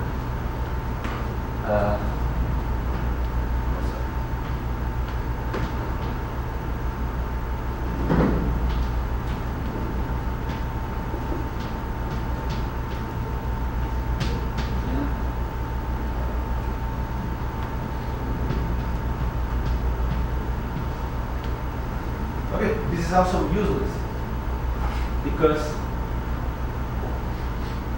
of this. Well, look, the domains don't intersect each other. So, if I'm saying that X is in word 1 and X is in word 2, of course they are the same. Because the predicates and the restrictions, the constraints are same. They are the same.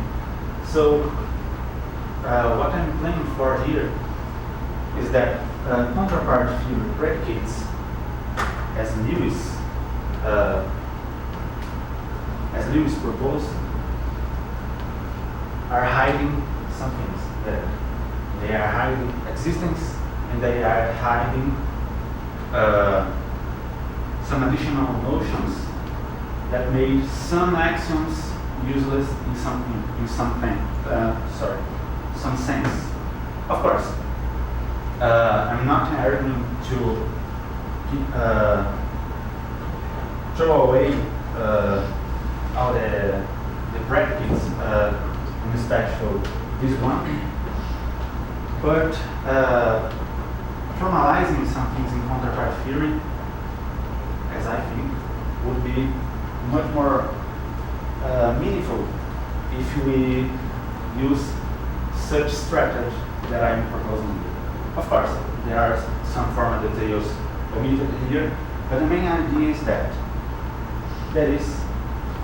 the predicates are hiding some stuffs, and we can express it, such things, thinking about what they are hiding. So these are the main references that I used to the slides, and thank you.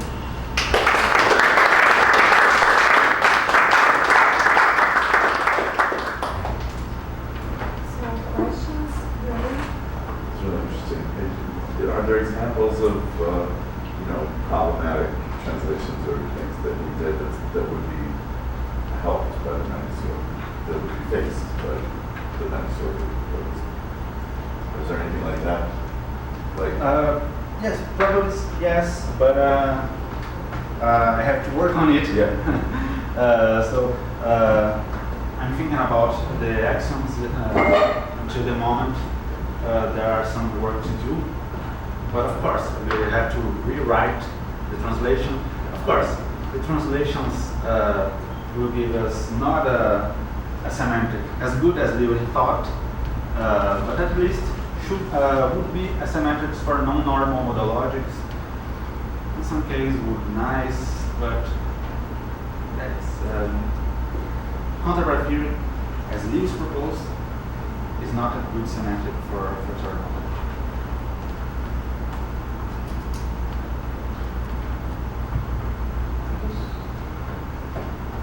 Mais um dia. Bom, obrigada por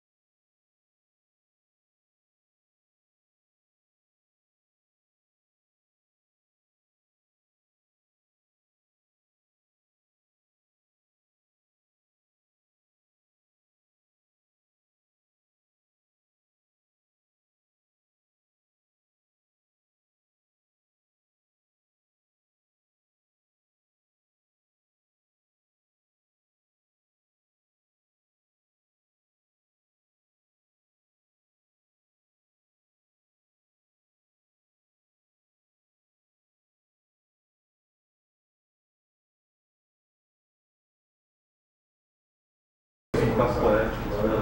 Tá. Okay, so let's start this final block today. This final block will be about theories of inference and justification, and we'll start with Lógica from Federal University of Rio Grande do Sul. He is doing his master's degree in philosophy and philosophical logic, and we will talk about what the justification of logical inferences has to do with theories of meaning. Thanks for coming. So, that's the title. What the justification of logical inferences has to do with theories of meaning.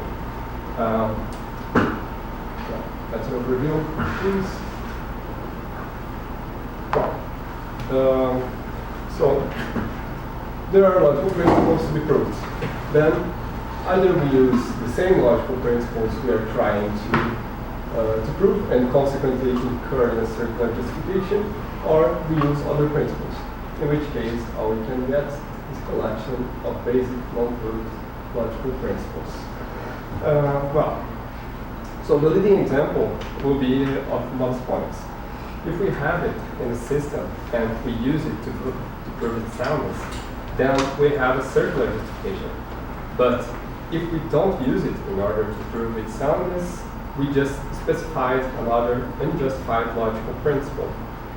And, well, a circular justification is no justification, but in the second case, we also didn't provide a justification, but only specified which are the logical principles we are using. So, if we are not warranted to our basic rules, how can we have a justification for what we obtain by the use of those rules? This is an important thing, because we think that we have some justification for things we obtain through modus ponens. So this seems to require that we have at least some kind of justification for modus ponens and other logical principles. Another thing is that we think that some theorems are simply true, not true given the use of some very basic logical rules. To say that our knowledge is conditional in the sense may lead us to some kind of relativism, which has some problems. A natural way to do this, to provide some kind of justification, is to provide a natural deduction. I think everyone knows there's this, and the problem here is that we just used the detachment rule, which is the modus ponens. So we have some kind of circular justification here, and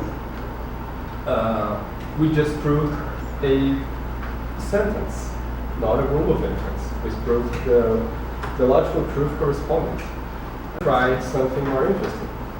We can try to provide some second proof, and to prove that the following sequence is a valid sequence. But let us see. We use it here, this operational rule, the implication on the left. And, the key point is that we use it, the implication on the left, and that rule says this. The question now is if that rule is sound. So we shall prove that whenever LK system, which is the classical logic sequence system, if the system derives a yield to B, then a yield to B is valid. So the interesting case is now the implication on the left, and the other cases will be ignored. First we need to link up the semantics. Structure satisfies the sequence, etc., etc. I think everyone knows that. And we proceed to the proof. All those things of pi and length of the proof, etc., etc. What is the important point here? Is that here in the second case, what do we have? Blah blah blah. We must have m satisfies a. Since m satisfies a times b, it follows that m satisfies b. Well, we use modus points in order to prove that the rule of implication on the left is sound. The very rule we use to prove that modus points works. So, well. But not a semantic. What? The first case was a modus point syntactically, and now it's a semantic. Yes, now we proved that that sequence is valid. Right? Yes.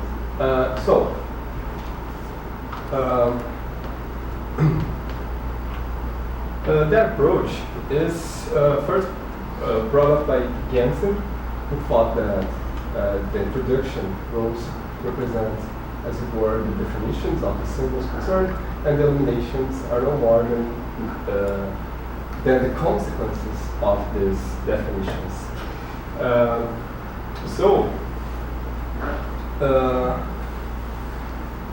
Jensen can be considered one of the earliest proponents of a more broad approach called conceptual role semantics, which can be stated as follows.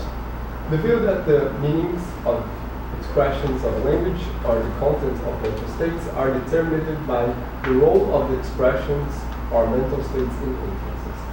Basically, this is the incorporation of that Wittgensteinian slogan that meaning is used.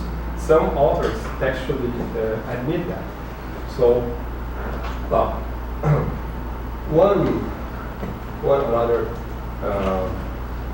one important contribution in this debate was given by Harman, defining, for instance, the logical conjunction this way. C expresses logical conjunction if and only if C serves to combine two thoughts P and Q to form a third thought, C, P, Q, such that P and Q taken together immediately imply and are separately immediate implications of C, P, Q. So this is Gilbert Harman, Changing View, classic book on the subject. And we have here another example. What is important to notice is that he uses two notions as primitive, that of immediate implication and immediate inconsistency, which is not very satisfying. So, but you got the idea. Okay. All this sounds promising.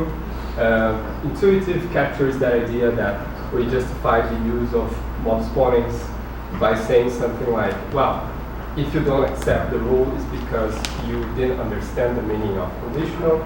So the moral of the story for conceptual role semantics, aka inferentialism, is that justification is given within the meaning. And then Arthur Pryor developed unconnected. This connective is a challenge against those who thought that rules of inference were justified by their meaning. The rules for Tonk are the following. We have P, P Tonk Q, and the elimination P Tonk Q, Q. Well, there's obviously a problem here, because from whenever P we choose, we can derive any Q. So it's a trivial connective. And merely defining the connective is not sufficient to give us a justification for it. The inferentialists have some ways to deal with it, or restricting syntactically the construction of rules, or saying that Tonk is not really a concept. But let us consider a prominent case of inferentialism, the case of Auto-Organização. So, well, we can separate Auto-Organização's proposal into two types. He holds that logical principles, as theoretical principles, are constitutive of the meaning of certain expressions of our language. Well, that's the inferentialism tenet. And he wants to show that this language fact, this linguistic fact, is connected with the justification of our deductive practice in an inferentialist fashion of our logical constants. So we will use the conceptual rule semantics to provide some kind of justification. Well, I'll skip the philosophical prose and go straight to the principles used in order to do this. And well, his commitment to conceptual rule semantics is expressed by the following principle. He states, if M is a genuinely meaning constituting rule for S, then S is entitled to infer according to M, independently of having supplied an explicit justification for M. So, what does say? In short, this says that conceptual rule semantics implies entitlement. Well, here we have that if it is impossible for us to be justified in believing that a certain logical rule is truth-preserving, we cannot be entitled to reason in accordance with that rule.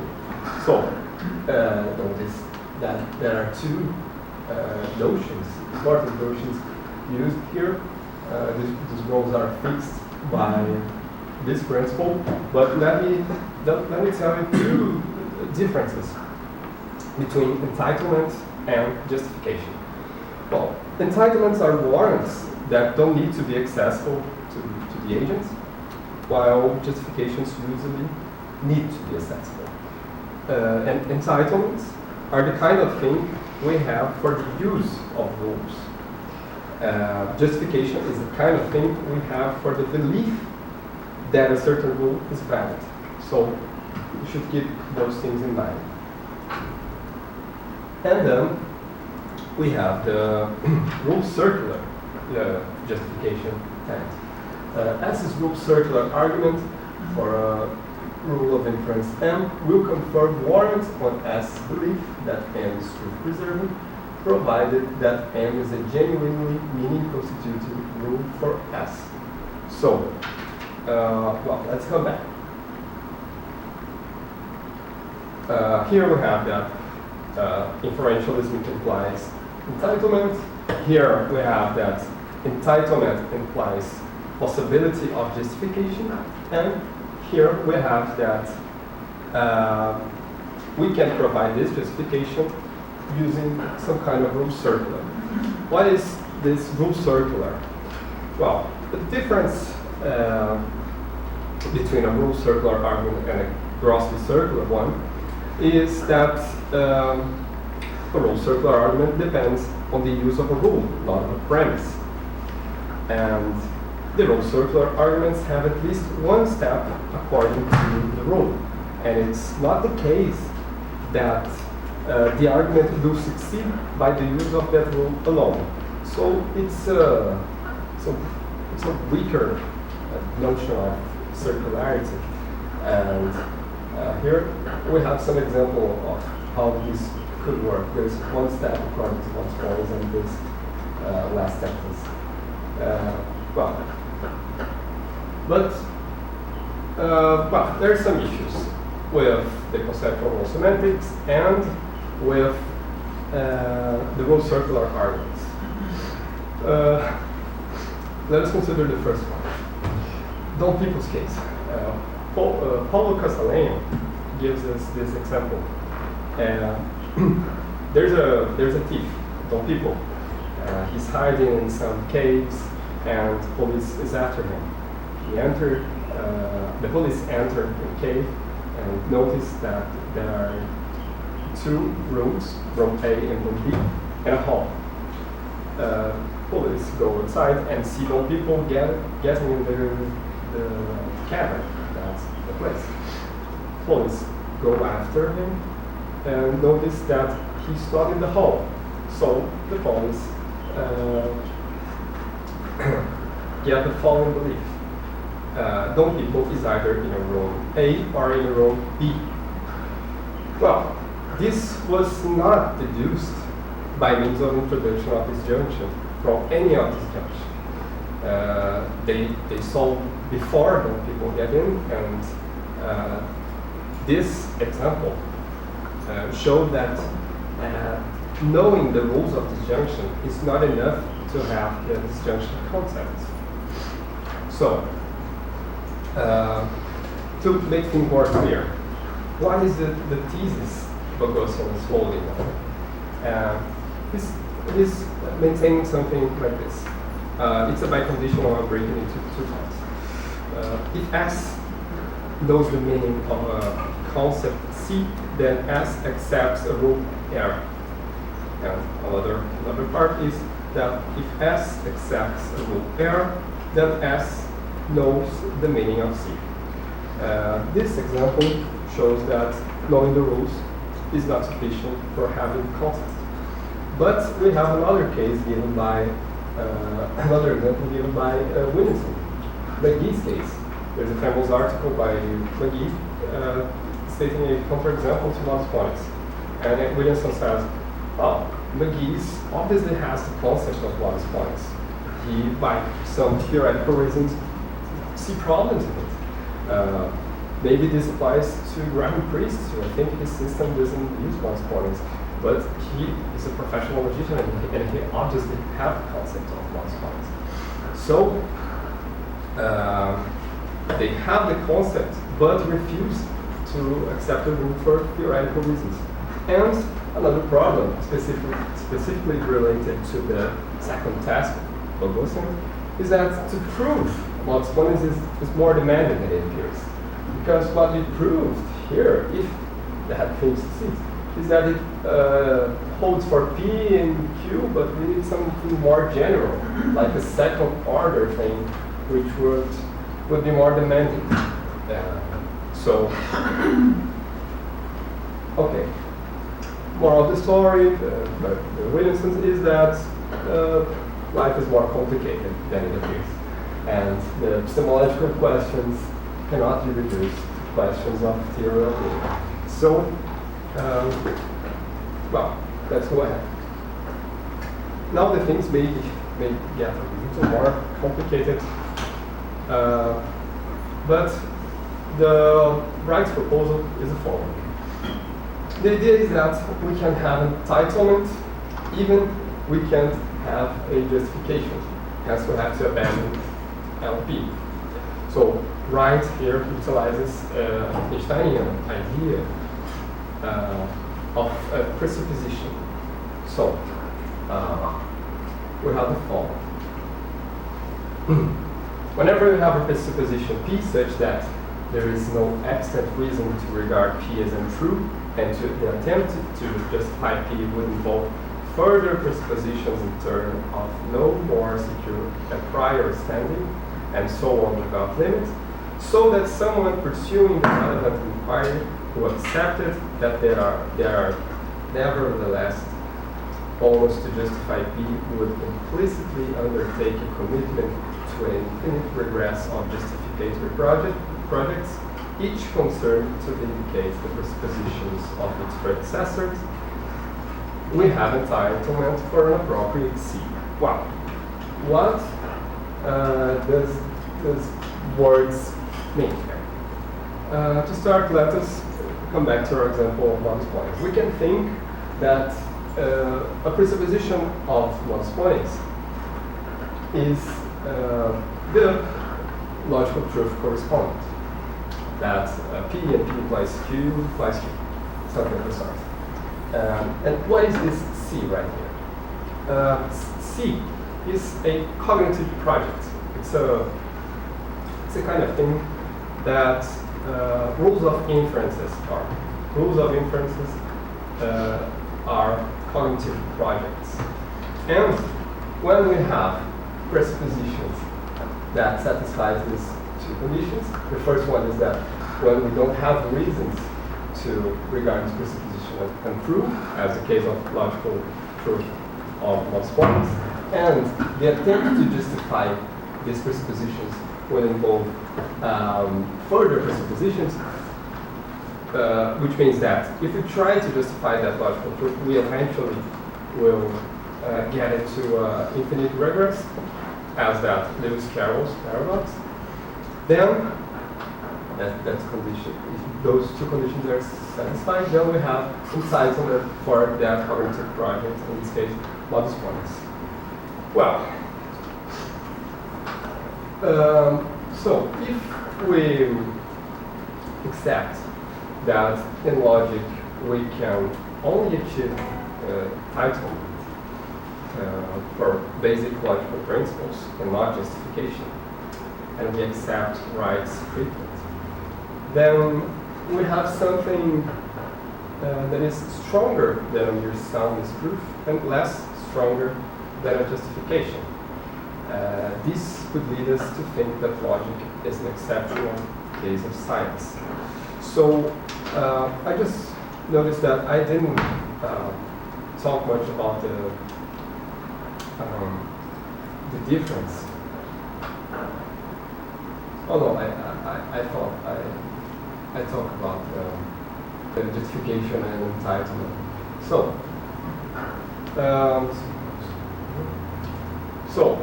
accepting that, we just live with the fact that logic only accepts entitlement, and that's it.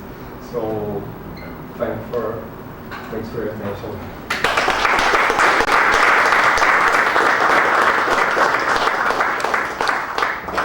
Okay, thank you, Douglas. Now we are open to questions. Brandon? Thanks, that's really interesting. Isn't there just like a general regress problem in epistemology? Generally, if you keep asking for justifications, there's always a threat of regress. So you need to have some answers. And here I'm not talking about logic, just in general. So why isn't this just a special case of that, and then you just do, I don't know, foundationalism or something? You need to have some solution, so why not just say foundationalism and logic is part of foundation? In other words, I'm thinking isn't this just a special case of a much bigger regress problem in epistemology? Yes, that's the Agrippa's trilemma, right? So yeah, if we can give some kind of justification, then we should. And in this case, it's the sounds proofs just aren't very satisfying. I think we should give something stronger, but justification, I think that would seems just too strong for that. But that's it. So, Pedro? Yeah, I was just going to point out that, well, we usually actually want just justification for the rules of logic. Usually we are interested in a logic that works in a certain way, like we want completeness, etc. And usually this involves going to a theory that's actually stronger than the logic. So it seems in trying to justify logic, thinking of the practice of logicians, what we do when we try to justify logic is actually go for a stronger theory instead of a weaker one. Yes, well, I think if you're going to do the logic, you have to be aware of what you're assuming. So, yeah. I have just a question. I'm not very familiar with this notion of entitlement in epistemology. I would just like to check if I got it right. The difference between entitlement and justification would be that the justification is accessible, right? Yes, usually it's taken to the accessible one. So this assumes internalism. Yes, that's the concept, the context in which the distinction appears. Yeah, I think Tyler Burge who first made that distinction. So yeah, Auto-Organização was at least this paper in terms. Okay.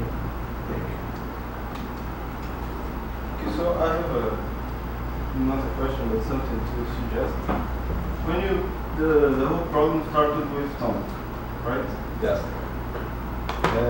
But maybe here we can apply like Newton da Costa's tolerance principle, that in mathematics and logic, anything is permissible unless it is trivial. And in that case, the tonk, it becomes trivial. So it's not permissible. Yeah, that's it, because if you think about it, if you have a single valued logic with a non-designated value, then tonk is a valid rule, because if you assume anything, then anything follows. Like So tonk is a valid rule for this semantics. Even B you don't have. You can, Yeah, you can't have anything, otherwise you have everything. Yeah. So even in this case, Yeah. it's a valid rule. But is it in this case that Pedro goes through? Is it really permissible? Because it doesn't seem a problem to me.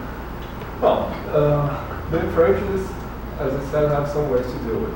I think new tenants propose that there is a restriction in building rules, that is the harmony. The rules must be in harmony. You can't have in the elimination rules something you didn't have in the introduction rules. So, well, you can go in this syntactic way, or you can go in a semantic way. You can put the restrictions, or you can just say that, well, this tonk is not really a concept because it doesn't distinguish anything from anything. I think there are various ways, but the philosophers developed another interesting, spurious cases of connectives, like perverse instantiator and Bogosian created a blurred connective. Well, there are more complicated cases, but this one was just to give an idea of the kind of problem that inferentialists have to face. So thank you, Deborah.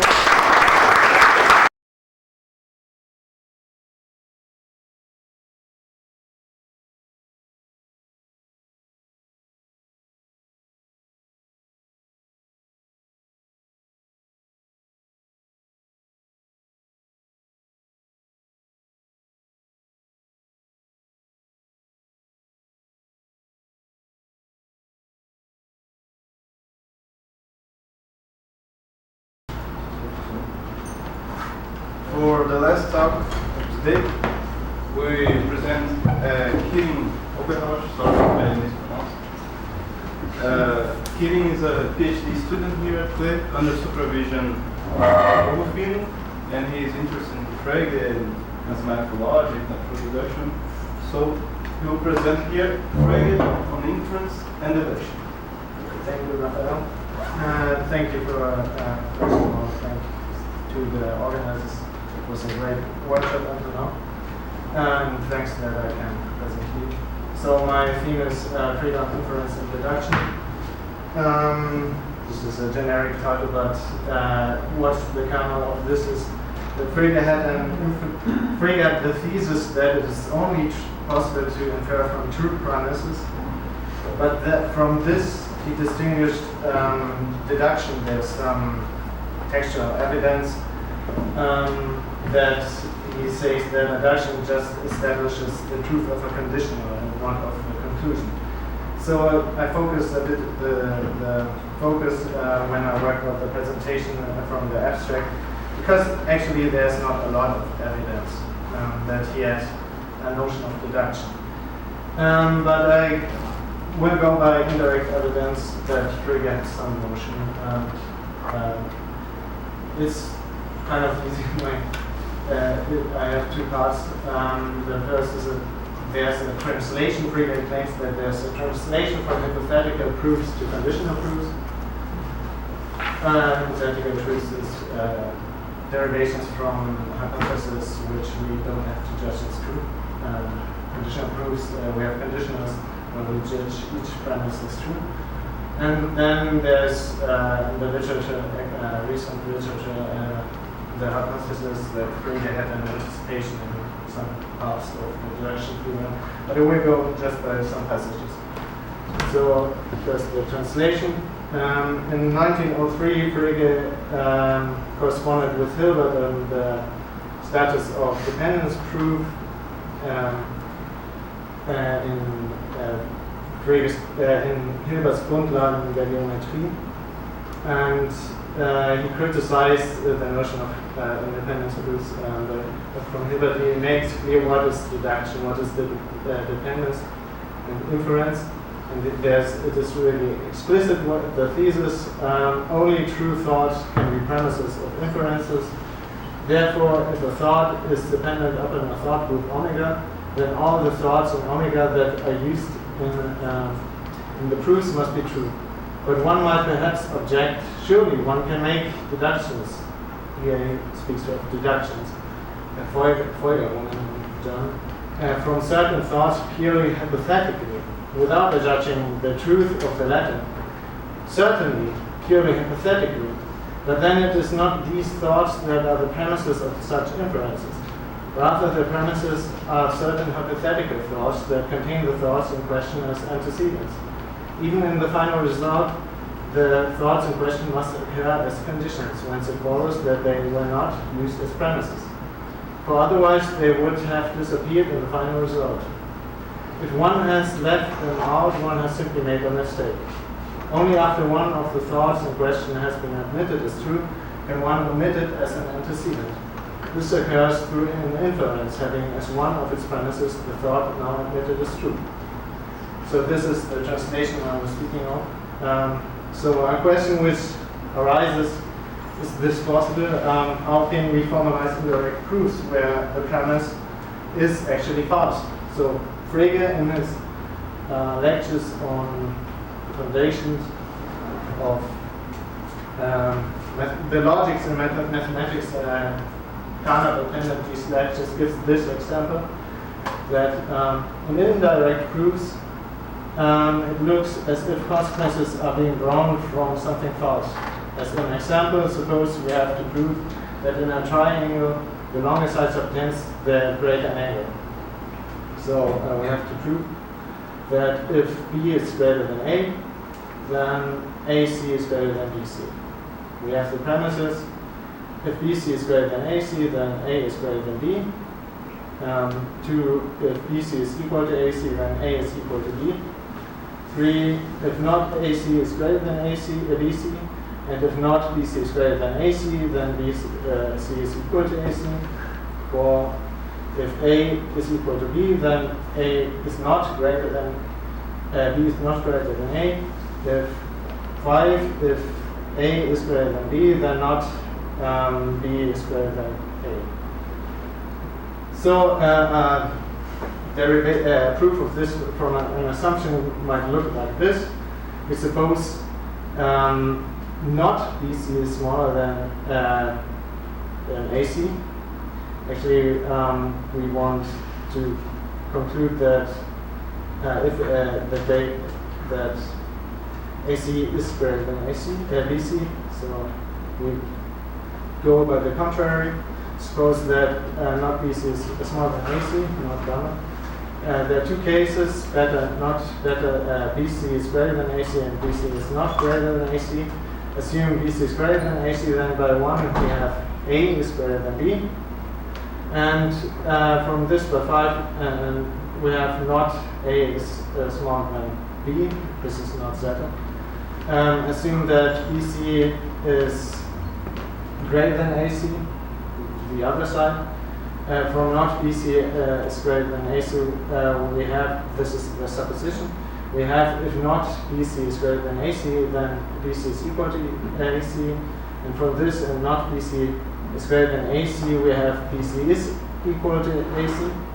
Then by 2 we have A is equal to B, and by 4 we have not, it's not the case that A is smaller than B. So in both cases, better and not better, we have the conclusion that it's not the case A is smaller than B. Thus we can infer for the conditional, if not, it's not the case that BC is smaller than AC, then it's not the case that A is smaller than B. And by contraposition we turn it around. If A is smaller than B, then BC is smaller than AC. This is an indirect proof Frege gives.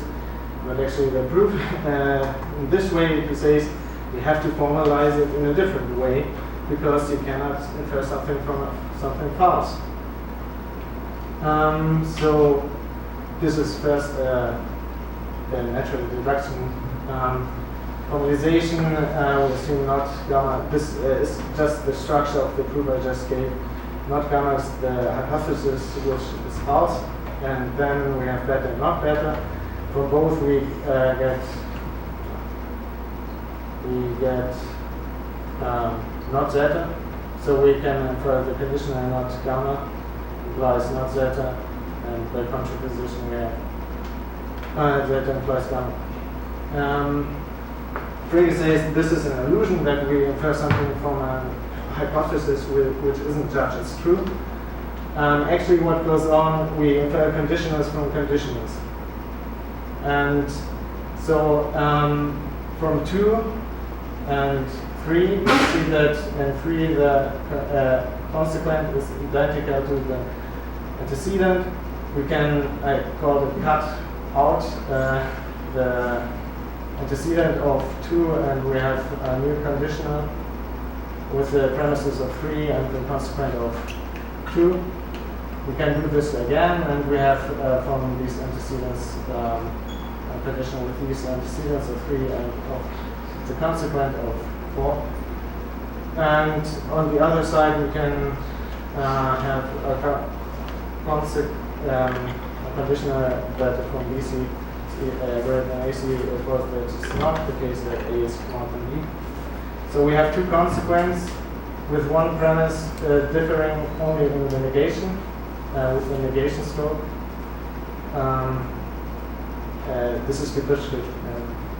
I hope you understand my explanation. So we have not BC is greater than AC and BC is greater than AC, but the consequence is the same, so we can, by dilemma, I call it, infer a condition in which this differing antecedent doesn't appear anymore. So just not BC is smaller than AC implies that it's not the case that A is smaller than B, and by contraposition we turn it around. So this is a proof without any hypothesis.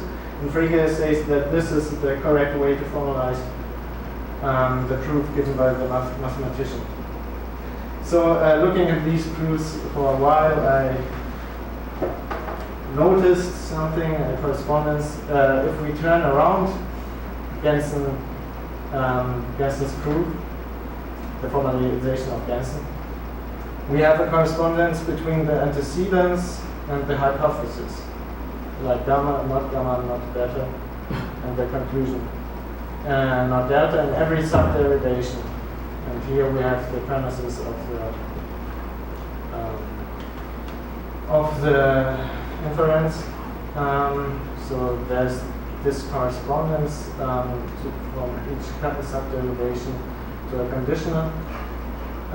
This indicates that there seems to be a translation between the conditional proof and the hypothetical proof, which was in the back of the mind of Frege, I thought, when he said that this is the correct formalization.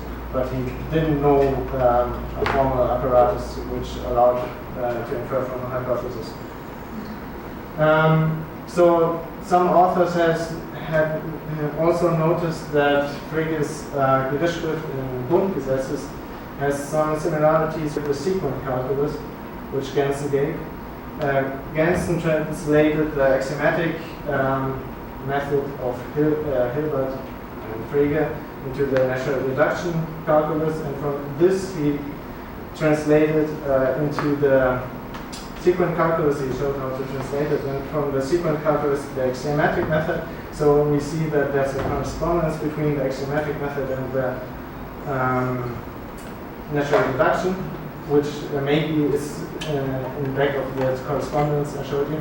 So different authors, Pavletici, Ransdorf, Conchera, Peter Schröder-Heister, noted independently that Frege's system in Grundgesetze can be interpreted as a sequent calculus, all against the Frege conditional is not read as material implication but as a sequent This is as an order pair of a set of succedents and set of consequence. This becomes apparent if we translate the derivation above in the sequence calculus, which I will read after.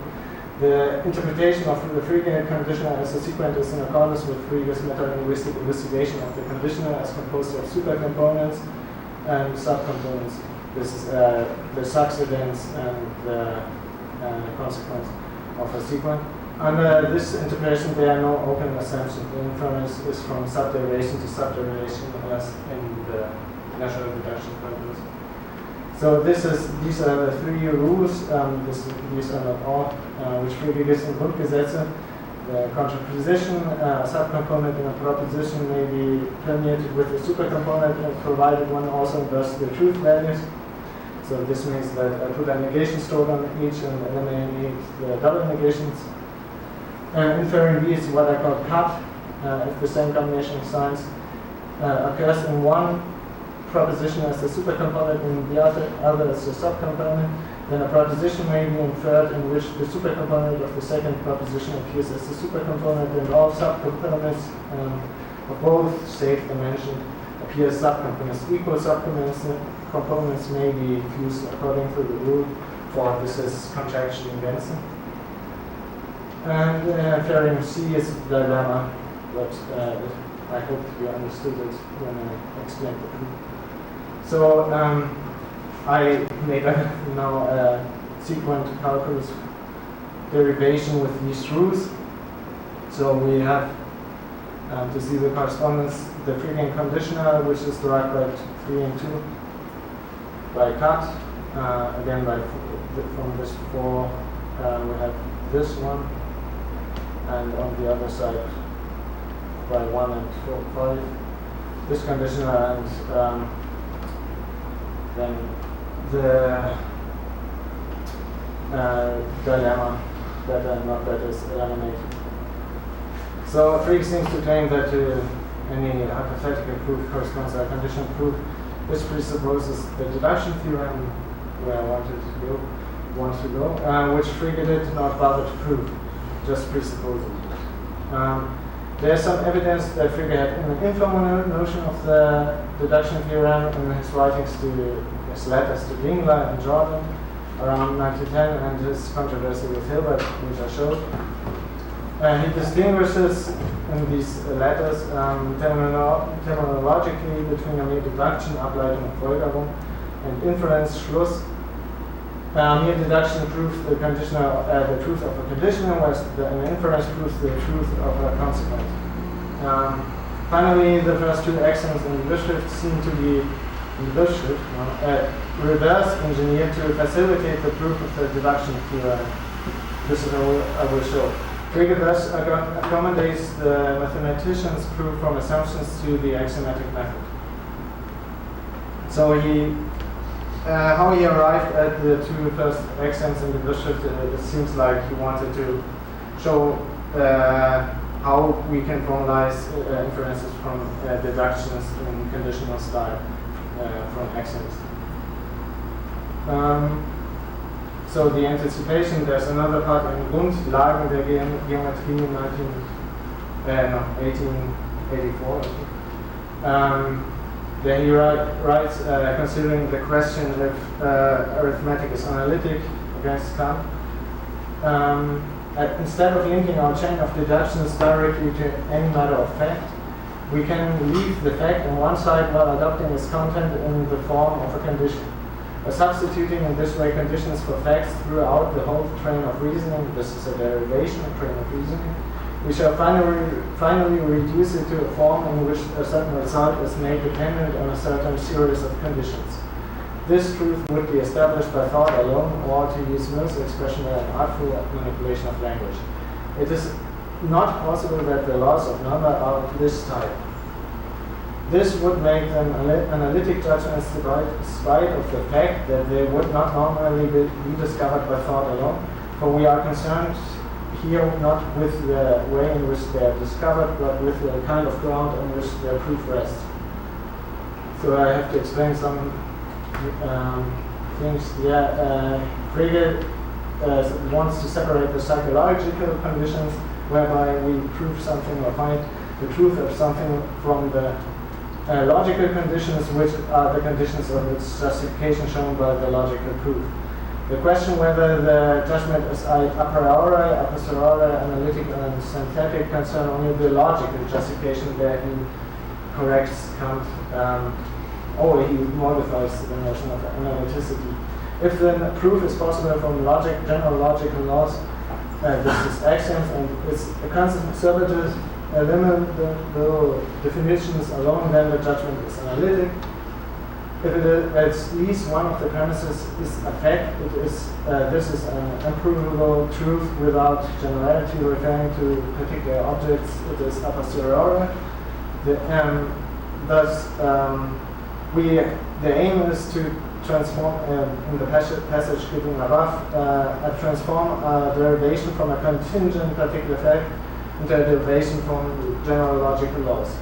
And this is we do by substituting conditionals for the fact. So we have the two axioms in the Beschrift. We saw also in Rodolfo's presentation, this is the implication of fragment of the axioms of the Beschrift. A implies that B implies A. And if gamma implies that beta implies alpha, then if gamma implies beta, then gamma implies alpha. So if we have a conditional and which is implied by another condition, then if it implies the antecedent, then it implies the consequent. So substitute the result gives in the passage, and substitute for a conditional for any judgment alpha in the derivation, a conditional of the form of the fact f implies alpha, and we arrive at the conclusion C from F, show that F implies C, whereby we turn the proof into an analytic proof from axioms. In a Freudian derivation, there are no open assumptions. There are only two cases for the lead propositions in lead position. The proposition is the fact in question. We start the derivation with the fact. And the proposition is an axiom. So first case, we prove that the fact implies the fact. And from the axioms, first we have an instance of axiom 1. F implies that if F implies F. And so we substitute in the first axiom B for the condition F implies F and A for F. From this, in the second axiom, if F implies the antecedent, then F implies the consequent of that conditional. We have from this we have the antecedent as another instant of axiom 1, and F implies that F implies F, and from this we conclude that F implies F.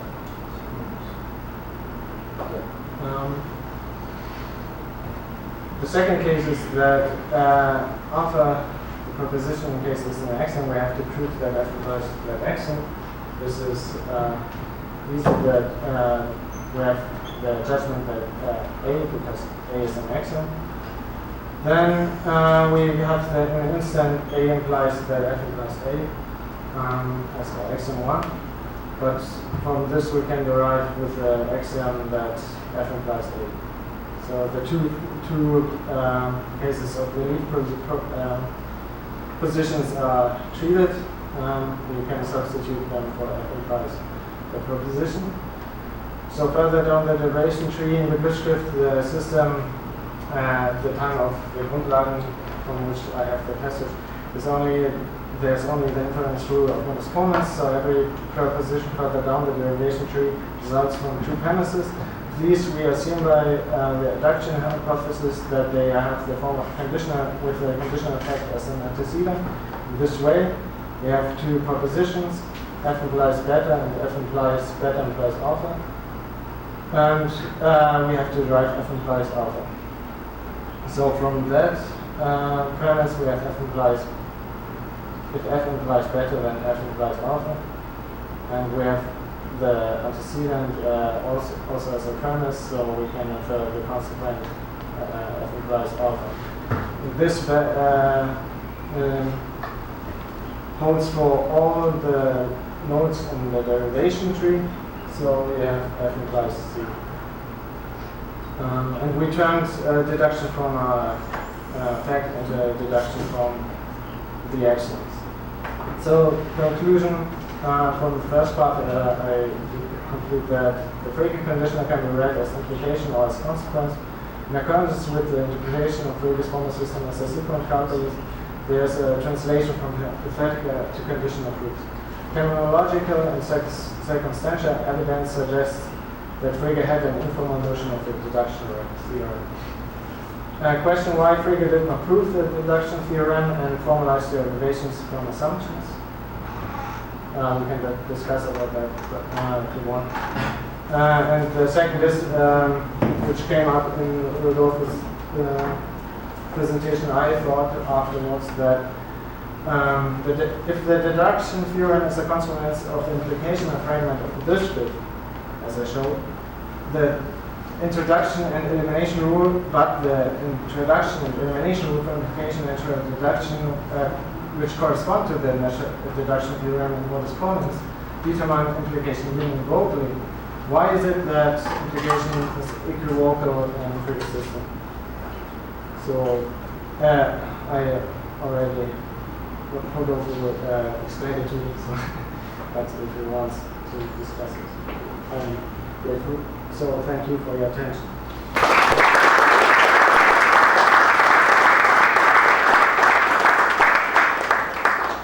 Thank you, Peter. Now we're open to questions. Maybe someone wants to attempt to answer this question. Rafael. When I think about the answer to this question, why did not Frege prove the deduction theorem and formalize derivation for assumptions?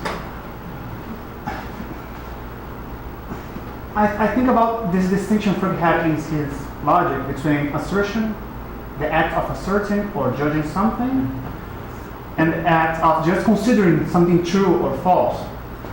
Do you think this characteristic of Frege's logic has something to do with the fact that he did not actually prove the deduction theorem in his logic and formalize the derivations for assumptions? I think that he has these two axioms which almost immediately the deduction theorem follows from these two axioms. You can formalize the proof. This is an indication that he somehow knew the logical structure of that proof, but I think he didn't. It's not that way around that he had this distinction because he didn't prove the deduction theorem, but because he had that distinction, he didn't prove it. Because actually, this is the other answer, that he wanted to guarantee that his formal system just leads from truth to truth, and this is the axiomatic method, and he thought this would be the best way to guarantee that his thesis that the theorems of arithmetic are logic, but you have to guarantee that you start with truth and you go to truth, because if not, it gets too complex if we allow for derivations from hypotheses. I made this question because when we see Frege's proofs, you won't see assertions. So I have the impression that there's no room for assumptions there. There's no way for representing assumptions there, because we can only have assertions in Frege's proof.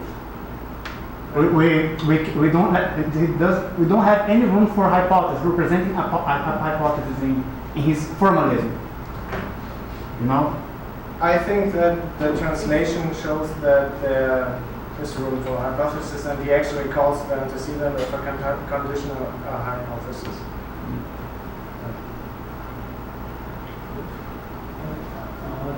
to say that I think it is very interesting historical question. His mind in the 19th century. It's difficult to imagine this exactly. I have conjecture, so it's philosophical conjecture, so this is not really something we can prove, but disprove. Freud introduced a formal language. This is clear. I mean, the name of his booklet, the Schrift. It's a Schrift. So it's the formal language, which is then those logicians have always used. But this formal language has, let's say, the bidimensional part, which ends without the stroke. My conjecture is that when Frege adds the stroke, because he distinguishes what is this without and with the stroke. When he adds the stroke, the vertical stroke, at the beginning, he is speaking in German with a notation, but he wants to say this is the truth. But this is not a formula.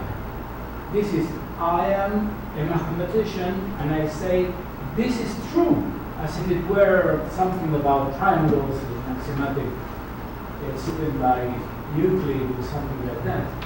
So there is a mixture of meta-language and language in this sense. There is a part without the stroke, which is just the formal language. But the stroke is meta-language mixed with the formal language. Okay. Because he doesn't formalize, he doesn't mathematize the notion of truth and falsity. Truth and falsity are in the meta-language. He never, I think this is the problem with Hilbert. I mean, he cannot,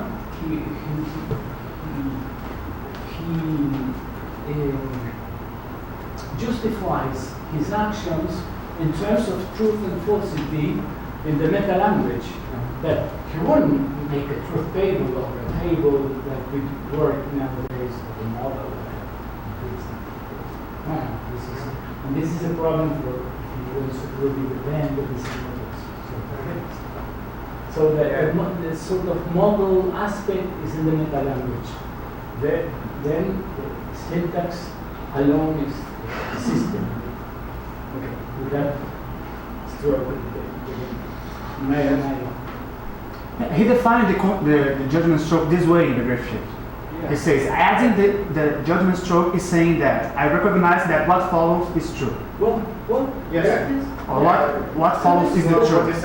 Yeah, it's the act of assertion. It's a part of the pragmatics of the language internalizing the syntax. Yes, it's mixing in his notation. He's mixing what we would call the formula, which is just syntax. It's an object with no importance semantically, let's say, and he's mixing when he adds the stroke. So he's like saying, "This is the truth." Yeah, he had no distinction in almost in the end of his life. He came to the notion of the distinction between matter and object language. He called it Darlegungssprache and Hilfssprache. And we used the Darlegungssprache to talk about the Hilfssprache. And he wasn't conscious, he wouldn't consider it as something meta-linguistic because he didn't know what that means. Okay, so we are already out of time. Thank you, Peter.